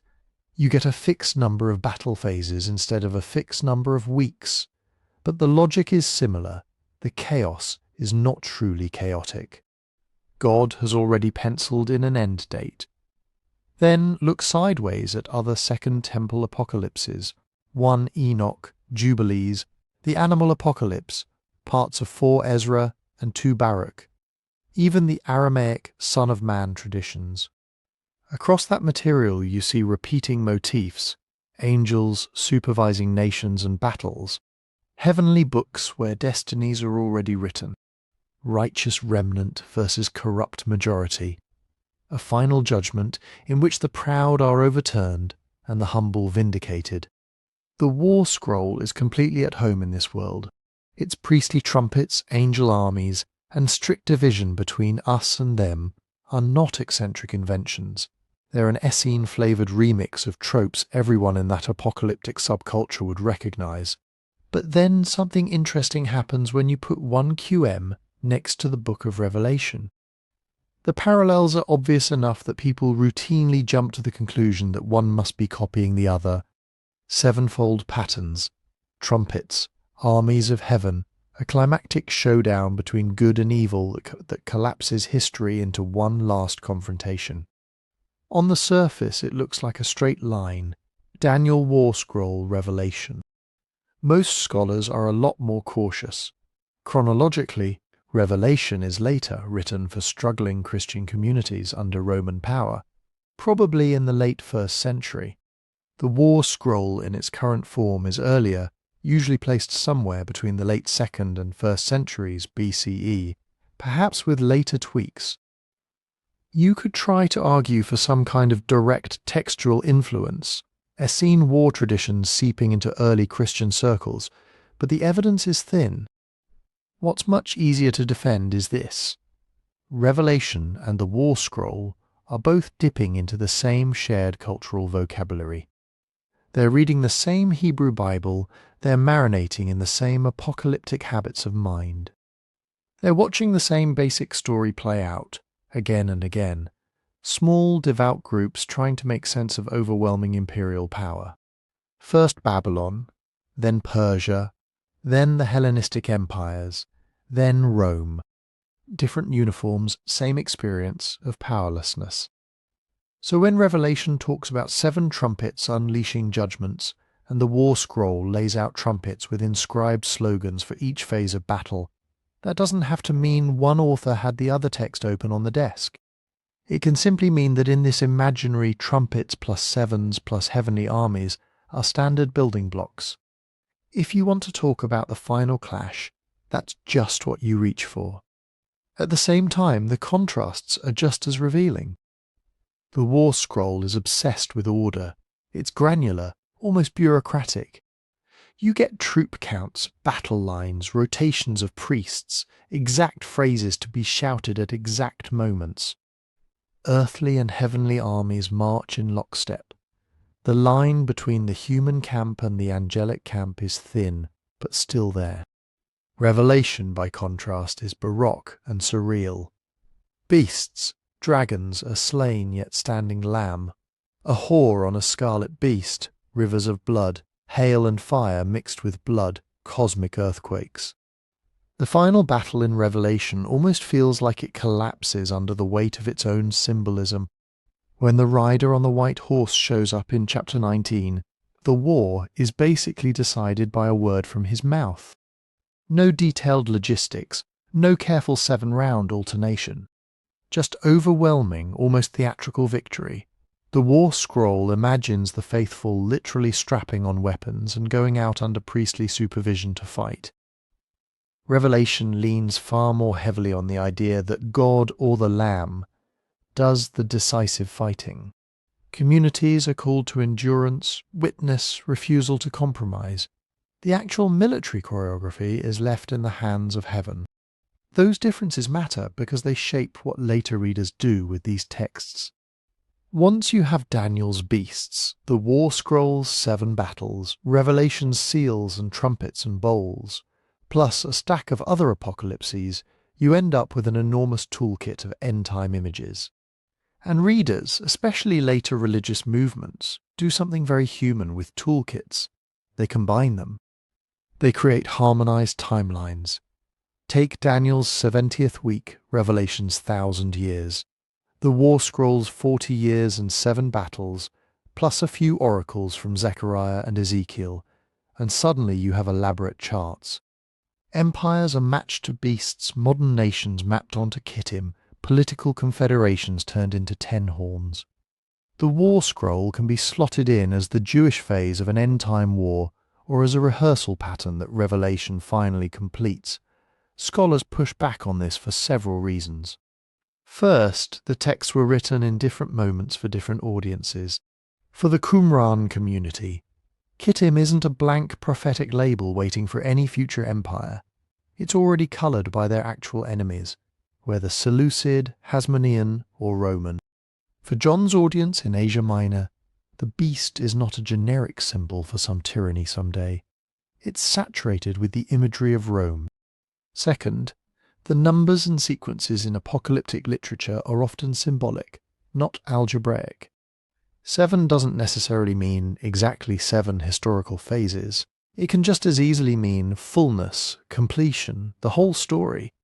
40 can mean a generation, a long but bounded period, not a precise calendar count. Third, these texts rarely show awareness of each other's detailed timelines. Revelation clearly knows Daniel and riffs on it. The War Scroll clearly knows Torah, prophets, and Psalms. But you don't see an ancient author laying out a master chart that says, first Daniel's beast 4, then our 7 battles, then John's trumpets. That harmonization is largely a later reader's project. So how do you explain the family resemblance?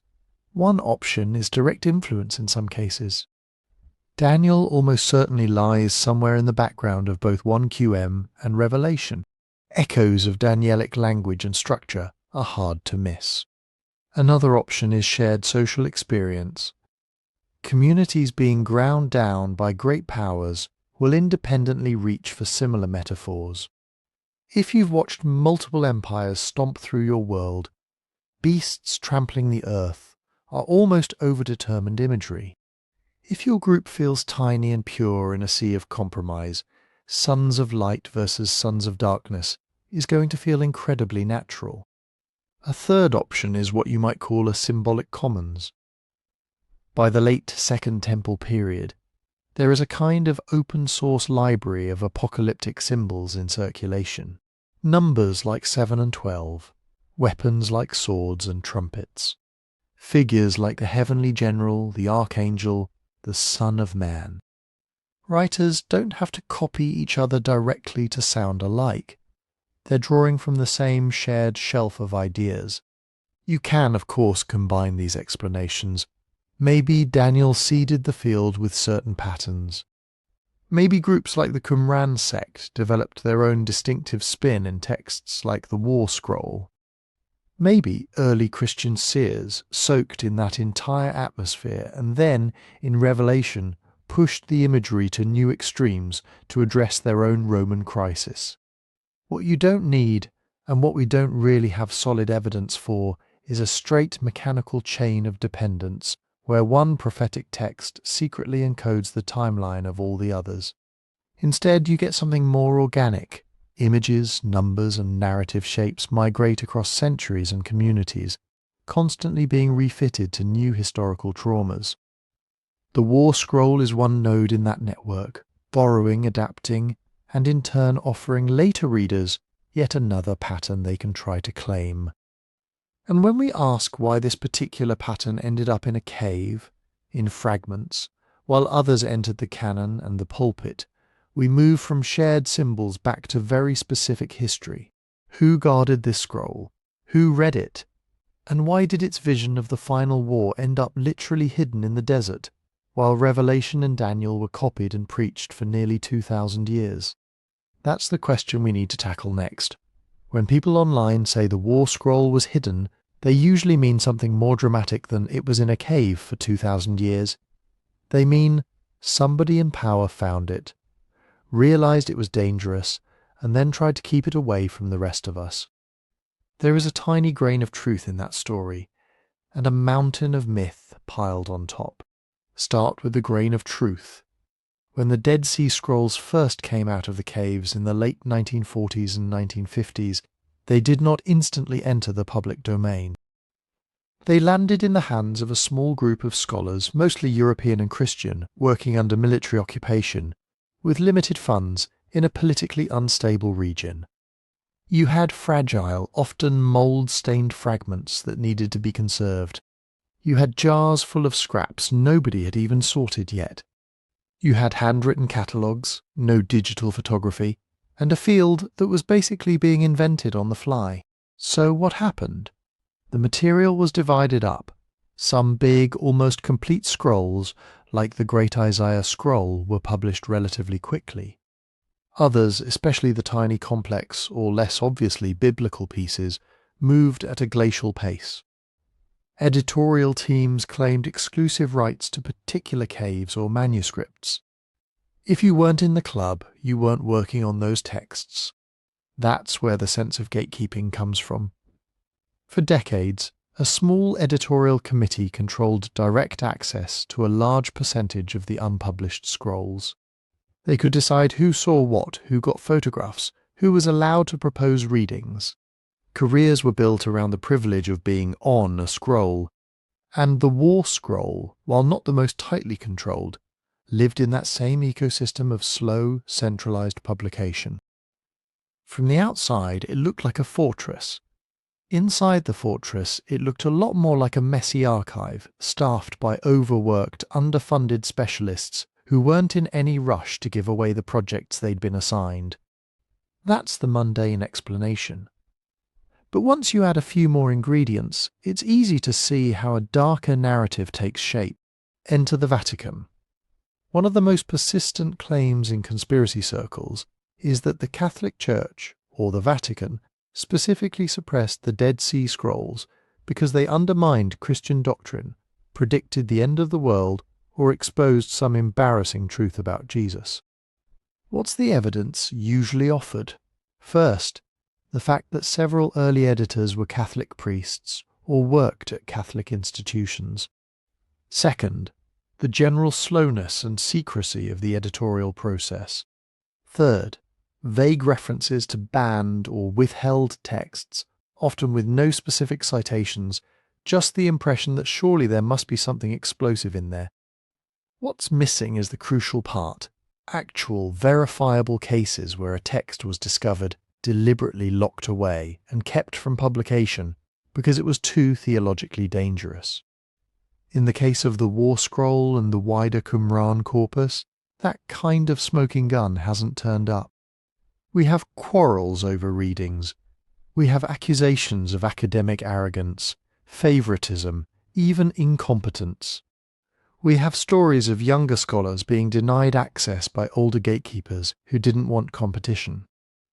But when the backlog was finally broken open in the 1990s, and photographs of the remaining fragments were widely released, the shocking revelations people expected mostly failed to materialize. What did appear were lots of very Jewish, very Second Temple texts, community rules, rewritten biblical stories, legal discussions, liturgies, apocalypses. The War Scroll was exactly what it looked like, a sectarian battle plan framed as the final war between light and darkness. Fierce, vivid, sometimes eerie, but not a blueprint for the Vatican, and not a secret Christian kryptonite. So why does the suspicion of suppression survive? One reason is the way incomplete information behaves. When you have partially published texts, scattered fragments, and decades-long translation delays, you create what you might call a mystery gap. People on the inside know a bit more. People on the outside see only clues. Into that gap, imagination rushes. If a scholar says, "We have a complex military apocalypse text from Qumran. We're still working on it," an apocalyptic preacher can easily rephrase that as, "They're hiding an end-time prophecy that will shake the world." If someone points out that the War Scroll has damaged lines and uncertain readings, that it's hard to reconstruct the exact sequence of its battles, that honest uncertainty can be spun as, "They're not letting us see the parts that name modern nations." The same thing happens with translation. Early translations of the War Scroll and related texts were provisional and sometimes clunky. Technical terms, military vocabulary, priestly jargon, it took time to standardize how to render them into modern languages. While that process played out in conference rooms and footnotes, popular books and sermons filled the silence with confident paraphrases. 7 battles became 7 world wars. Kittim became Rome, then Europe, then global powers. A detailed ritual war manual turned into a timeless coded prophecy. And every time an academic corrected one of those overconfident claims, it could be portrayed as part of the cover-up. This is where it helps to separate two overlapping but distinct things: institutional caution and deliberate concealment. Institutional caution looks like this: archivists insisting on conservation before access, editors wanting to check and recheck a reading before going to print, committees dragging their feet because of internal politics, pride, or simple inertia. None of that is noble, but it's not the same as a coordinated plot to keep humanity from knowing its fate. Deliberate concealment would look like this. Someone finds a scroll, recognizes an explicit prediction that, say, names current leaders and gives a date for the end, and then orders it destroyed or sealed so the public never finds out. That's the stuff of thrillers. It's also the part for which we don't have much solid evidence in the Dead Sea Scrolls story. And yet, the hidden prophecy narrative refuses to die. Why? Because it scratches several deep itches at once. It tells you that the world is not random. Secret texts exist that make sense of it. It tells you that the powerful really are hiding something from you. Your instincts about manipulation and control are justified. It tells you that by seeking out these suppressed scrolls and alternative translations, you are part of a tiny group that sees what others can't. In other words, it mirrors the very psychology that produced apocalyptic texts in the first place. The Qumran community already thought of themselves as a remnant with special insight into God's plan, surrounded by a corrupt majority. Modern readers who talk about hidden scrolls are, in a way, reenacting that same drama: insiders versus outsiders, light versus darkness, secret knowledge versus official spin. The irony is that the War Scroll itself wasn't canon in any later church. It wasn't on anyone's official reading list to begin with. Its hiding was first of all geographic and accidental. A scroll placed in a jar, in a cave, in a war zone, and then forgotten until shepherds stumbled onto it. The later academic gatekeeping added a second layer of obscurity, but mainly through slowness, exclusivity and bureaucracy, not overt theological censorship. That doesn't mean we should romanticize the process. There were real problems with how Dead Sea Scrolls access was managed, and those problems helped fuel decades of conspiracy theories. But once you peel back the mystique, what you mostly see is human frailty, pride, caution, turf wars, and the genuinely hard work of reconstructing a shattered library from dust and fragments. And that sets up the next question. If the War Scroll wasn't hidden to protect us from its dark secrets, what happened when its vision of holy war met the very real revolts and bloodshed of the first centuries? How did a text about the final battle intersect with Jews who actually picked up swords against Rome? When the War Scroll was first copied, Rome wasn't yet burning Jerusalem. But the weather report on history was already changing. You're in a tiny sect by the Dead Sea. You look north and west and you see Herodian building projects, Roman standards, tax collectors, client kings, priestly elites cutting deals to keep their positions. You read the prophets and you look at the corruption around you, and it doesn't feel stable. It feels like a pressure cooker in that climate. A text that lays out a final cosmic war isn't just fantasy. It's a way of thinking about what you already suspect is coming. Now shift forward a few decades. We know that by 66 CE, Judea explodes. The first Jewish revolt against Rome begins with protests over taxes and sacrilege and ends, 4 grim years later, with the temple in flames. In between, you have Roman legions, local militias, factional infighting, sieges, scorched earth. Where does Qumran fit into that picture? Archaeology gives us fragments of an answer, not a full screenplay. The site shows multiple phases of occupation. At some point in the 1st century BCE, people move in, build communal spaces, ritual baths, writing rooms. At some later point, probably during the First Revolt, the site is violently disrupted. We have evidence of fire damage. We have arrowheads, including Roman types, in the ruins. We have a coin horizon that seems to stop around the time of the revolt. And we have the simple, stubborn fact that the place is abandoned and never rebuilt. Do we have an ancient historian who says, on this date, the Romans marched down to Qumran and wiped out the sect that wrote the War Scroll? No. We have circumstantial evidence and patterns. The most common reconstruction goes like this. As the revolt spreads, the Qumran community realizes danger is coming. Maybe they hear about massacres in the north. Maybe they watch Roman troop movements near the Dead Sea. They take their scrolls, community rules, biblical manuscripts, apocalypses like the War Scroll, pack them into jars and stash them in the nearby caves as an emergency archive. Then either they join the fight, or they flee, or they're overrun. At some point, Roman forces operating in the region destroy the built site. The caves, being off-site and hard to see, survive as time capsules. Is that exactly what happened? We can't prove every step. Some scholars argue for earlier waves of abandonment or reoccupation. Others think the scrolls may have been stored over a longer period, not just in a final panic. But almost everyone agrees on two key points.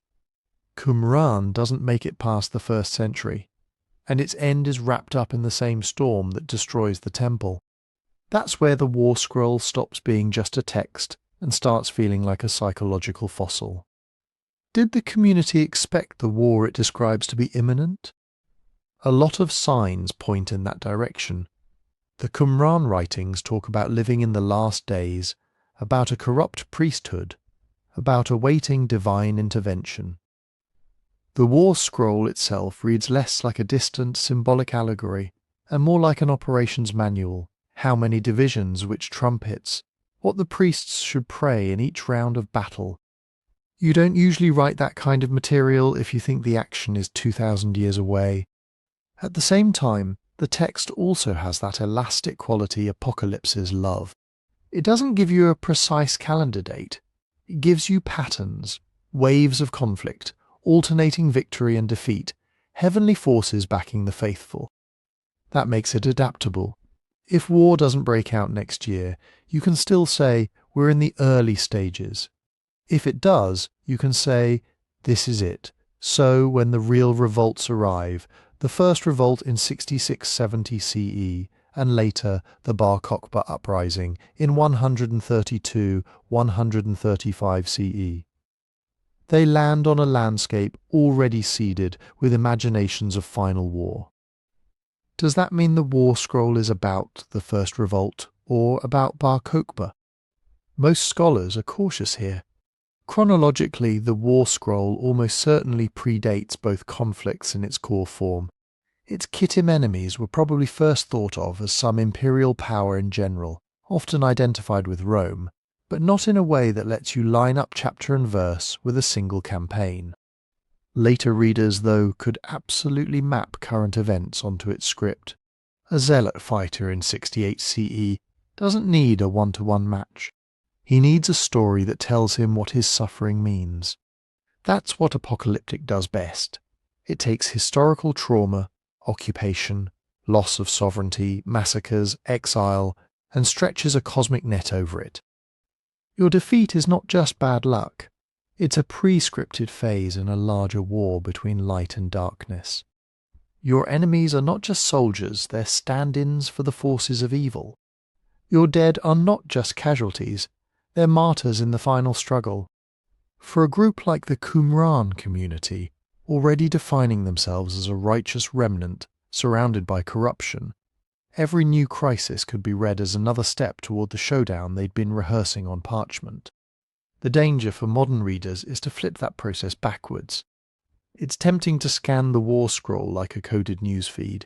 This line is 66 CE, that line is 70 CE, this phrase must be Hadrian. But the text isn't doing precise military reportage. It's staging a theological drama in military language. That's why we should resist turning it into a one-battle prophecy. Instead, see it as a lens. On one side, the very real pressure of Roman expansion, internal Jewish politics, and looming revolt. On the other, a community whose entire identity is built around being the advance guard of God's army. When those two sides meet, when history starts to look like the script, you get intensity. You get people willing to die, because they believe they are stepping into a role written before the foundation of the world.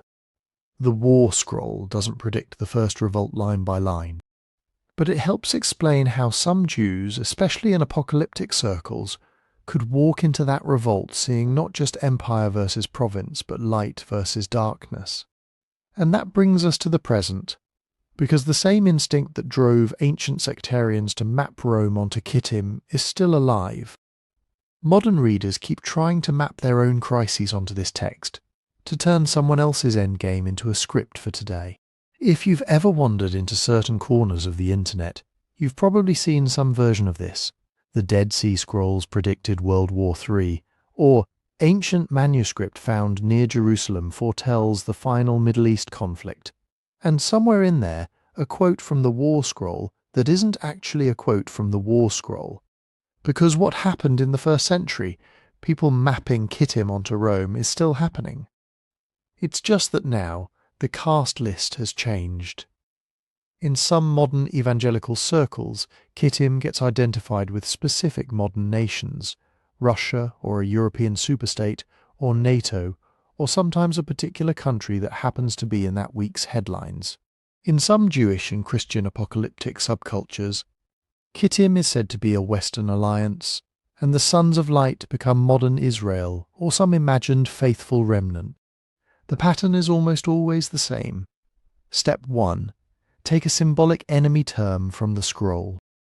Step 2. Look at the news ticker. Step 3. Draw a line between them in permanent marker. The details of the text usually come second, if they come at all. You'll hear claims like, "The War Scroll says the final battle happens in our generation." It doesn't. It never mentions our era, our calendar, or any modern event by name. You'll hear, "It prophesies a specific 3-phase war in the Middle East that matches current troop deployments." It doesn't list modern countries or recognizable borders. It doesn't say oil or United Nations or nuclear weapons. It's meticulous about trumpets and priestly blessings and the arrangement of battle lines. It's not meticulous about time-stamping CNN, but if you skim it quickly, or only see cherry-picked snippets, it's easy to project. Here's where the misquotes sneak in. Some popular books will say things like, "The scroll speaks of ships of kittim from the coasts of the Great Sea making war in the latter days." That exact line? Not there. It's stitched together from bits of the War Scroll, bits of other Qumran texts, and a lot of imagination. You'll see generalized language like "all the nations of the earth gather against Israel" presented as a War Scroll line. That's actually more like Zechariah or later apocalyptic preaching. The War Scroll does talk about many nations, but it's working with its own lists and categories, not the globalized map in your phone. Why does this matter?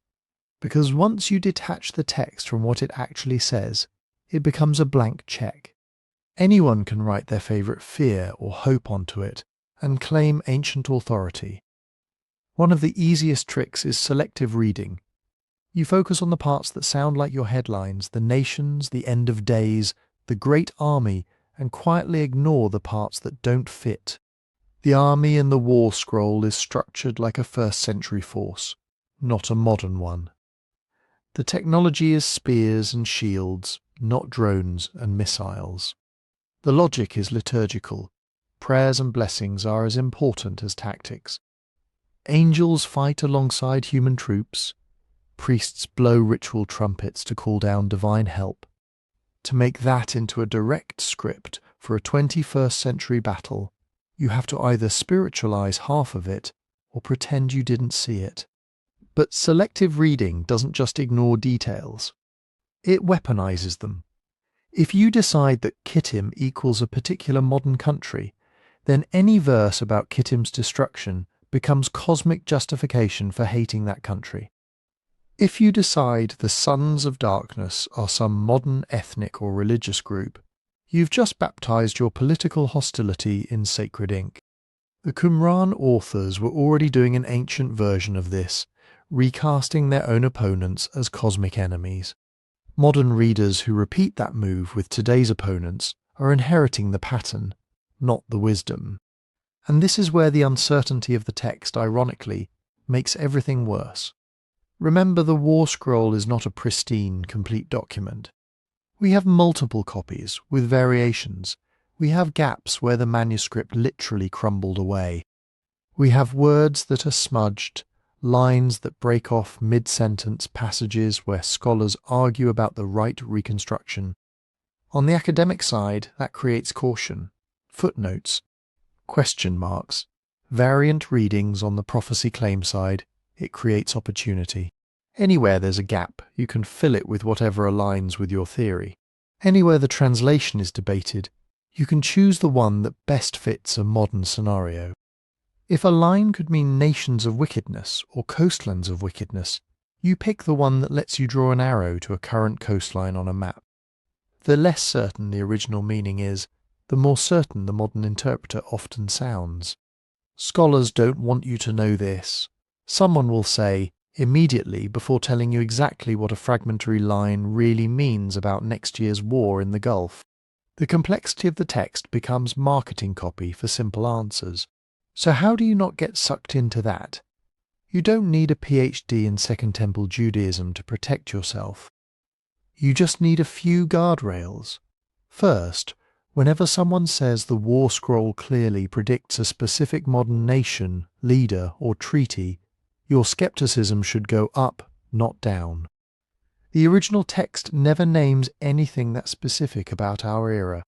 It's talking out of its own world, priesthoods, sects, empires, and expectations of divine intervention.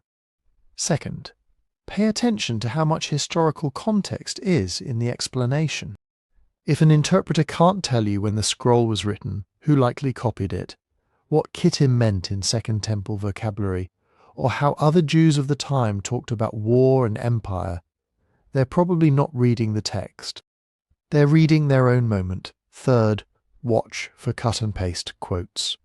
If you can't trace a dramatic line back to an actual edition or translation of 1QM, hold it loosely. Even better, compare a couple of translations. You'll see how translators flag uncertainty, where reconstructions are suggested, where brackets show missing words. Anywhere you see brackets and ellipses in a scholarly edition, you should expect humility, not certainty, in interpretation. Fourth, ask whether the reading works for the ancient audience before it works for you. The war scroll had to make sense to people in or around the Qumran community. If an interpretation would have been meaningless to them but happens to fit this week's news story perfectly, that's a red flag. Finally, notice what the interpretation does to real people. If a reading of the war scroll leads someone to see their neighbours as sons of darkness who must be destroyed in a holy war, that's not neutral Bible study. That's turning an ancient sectarian document into fuel for modern dehumanization. The irony is, you can take the war scroll seriously without turning it into a coded play-by-play of tomorrow's headlines. You can see how it gave hope to a small, embattled group. You can watch how they used scripture, symbolism, and liturgy to make sense of imperial pressure. You can understand why final war language felt so compelling in their crisis, and why similar language still feels compelling in ours. You just don't have to pretend that every breaking news alert was pre-written in a cave. If anything, the responsible way to read apocalyptic texts, ancient or modern, is to flip the usual question. Instead of asking, how does this predict us? Ask, how does this reveal them? What did these authors fear? What did they hope? How did they imagine God, justice, enemies, and victory? Once you start there, the war scroll stops being a prophecy weapon you point at your rivals, and starts being a window into human minds under pressure. And once you see that, you're ready for the last step. Because if this scroll has been misused to script modern conflicts, it can also be used more honestly to understand the people who wrote it and the choices they made as their world closed in. So let's flip the lens all the way around. If the war scroll isn't a secret playbook for our future, what does it actually tell us about their present? Start with the basics: belief, identity, and hope. Whoever wrote and copied this text did not see themselves as just another group of pious Jews. They saw themselves as the core of Israel, the real Israel, the ones who had figured out what God really wanted, while everyone else, Jerusalem priests, rival sects, pagan empires, was drifting in the dark. That's the first thing the war scroll reveals. A community that feels small, marginal, maybe even betrayed, but refuses to see itself as marginal. In their mind, the geography is inverted. the temple on the hill in Jerusalem. Corrupted, the empire in Rome. Temporary, the tiny sect storing manuscripts near the Dead Sea. That's where the true cosmic story is unfolding. The final war is how they make that inversion feel true. Psychologically, it does a few powerful things at once. First, it turns chaos into order. Their real world is messy. Political compromises, tax collectors, Roman troops, priestly factions, arguments over law and purity. The War Scroll takes that chaos and redraws it as a clean battlefield. Lines of troops arranged in perfect multiples, trumpets coded for every movement, angels assigned to every phase. It's the opposite of confusion. It's a universe where every step has already been written down. Second, it turns injustice into a schedule. In their day-to-day life, injustice looks random. The wicked prosper. Collaborators gain power. The righteous suffer. The scroll answers that with a timetable of reversals.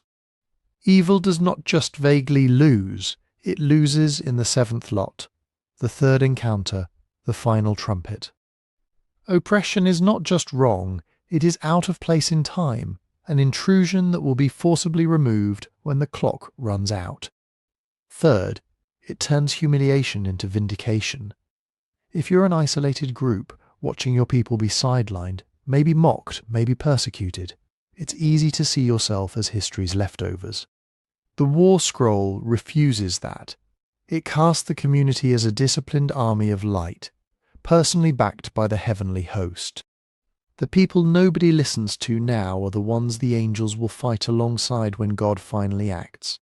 That combination, order, justice, vindication, is what final war really means socially.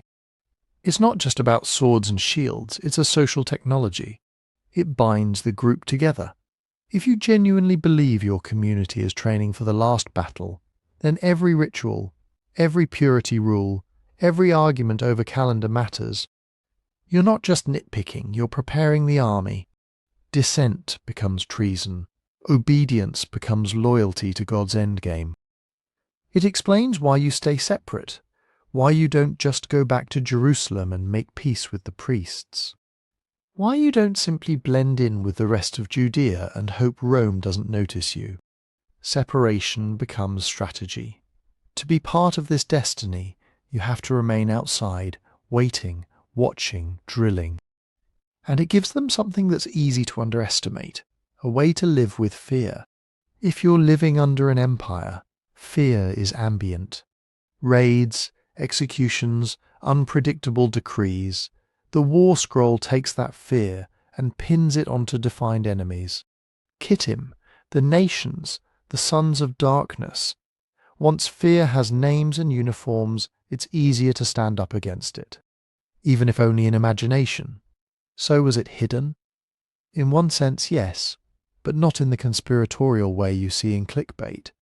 Scrolls were stored in caves, in jars, in a marginal settlement away from main urban centres. They weren't being printed in mass editions and shipped around the Mediterranean. The Qumran community almost certainly saw these texts as theirs, internal literature for insiders, not casual reading for any pilgrim in Jerusalem.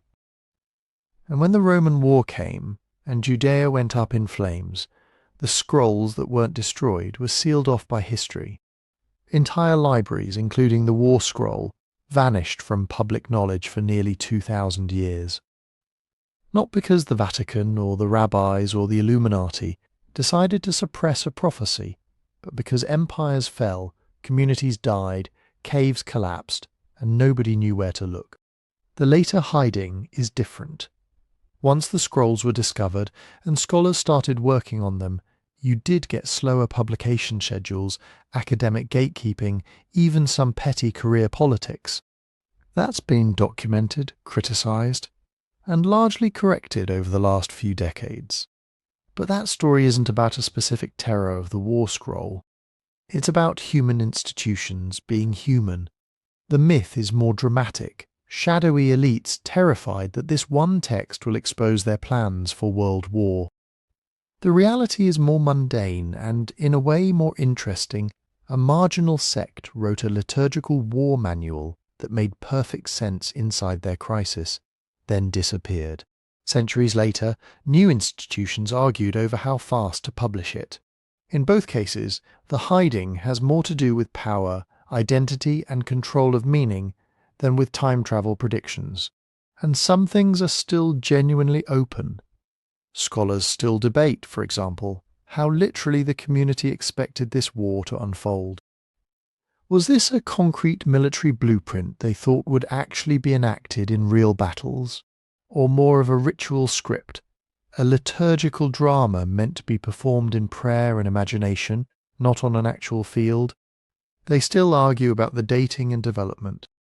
Is the war scroll a single composition from one moment of acute crisis, or a layered text revised over generations as political threats changed from Seleucid kings to Hasmonean rulers to Romans? They still wrestle with how representative it is. Did most Jews of the time nod along with this vision of holy war? Or did many find it extreme, even dangerous? How did Pharisees, Sadducees, or early Jesus followers react to this kind of militant eschatology? These debates matter because they change what we see when we look at Qumran. If the war scroll is a literal battle plan, then we're looking at a community preparing for armed revolt with a heavy theological frame.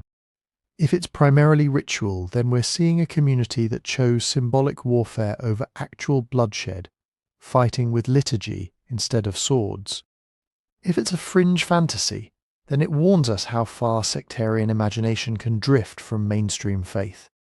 If it's closer to the centre of Second Temple expectation, then it forces us to rethink how widespread apocalyptic militancy really was.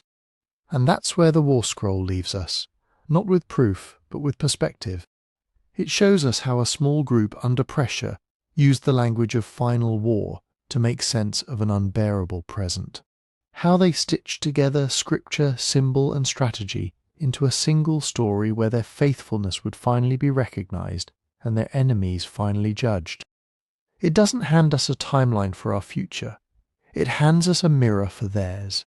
And once you see that, a different choice opens up. You can keep treating texts like this as secret maps to coming disasters.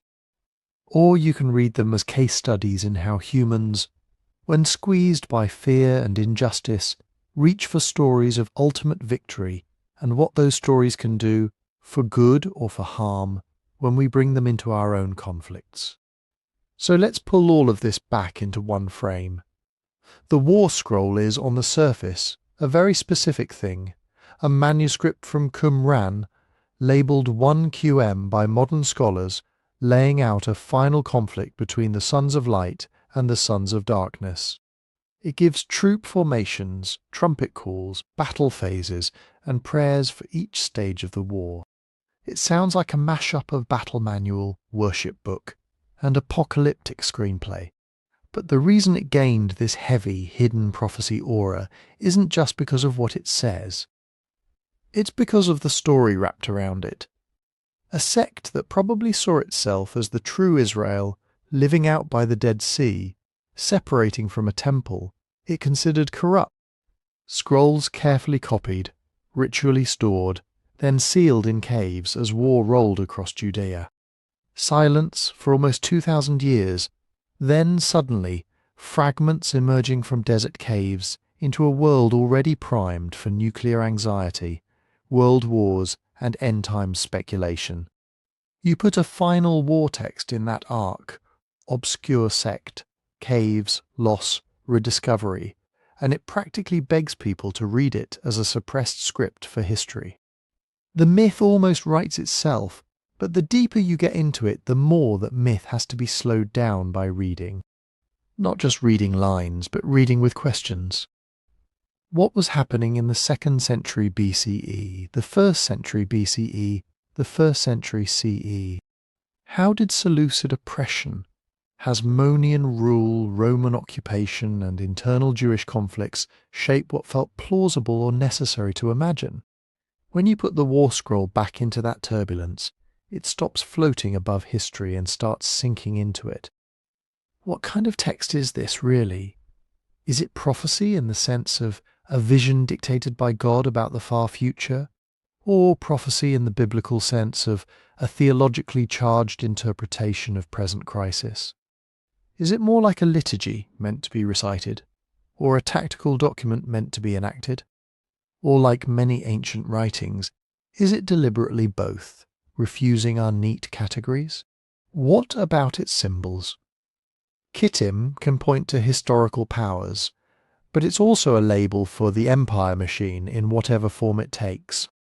Sons of light and sons of darkness are drawn from Scripture, but sharpened into stark identity markers.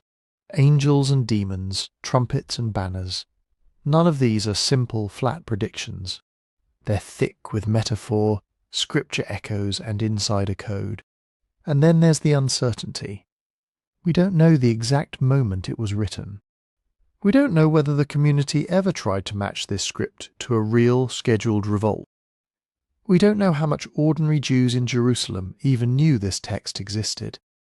We can sketch probabilities, argue about layers, line up parallels with other writings, but anyone who tells you this scroll gives a clear, dated roadmap of our future is choosing certainty over evidence.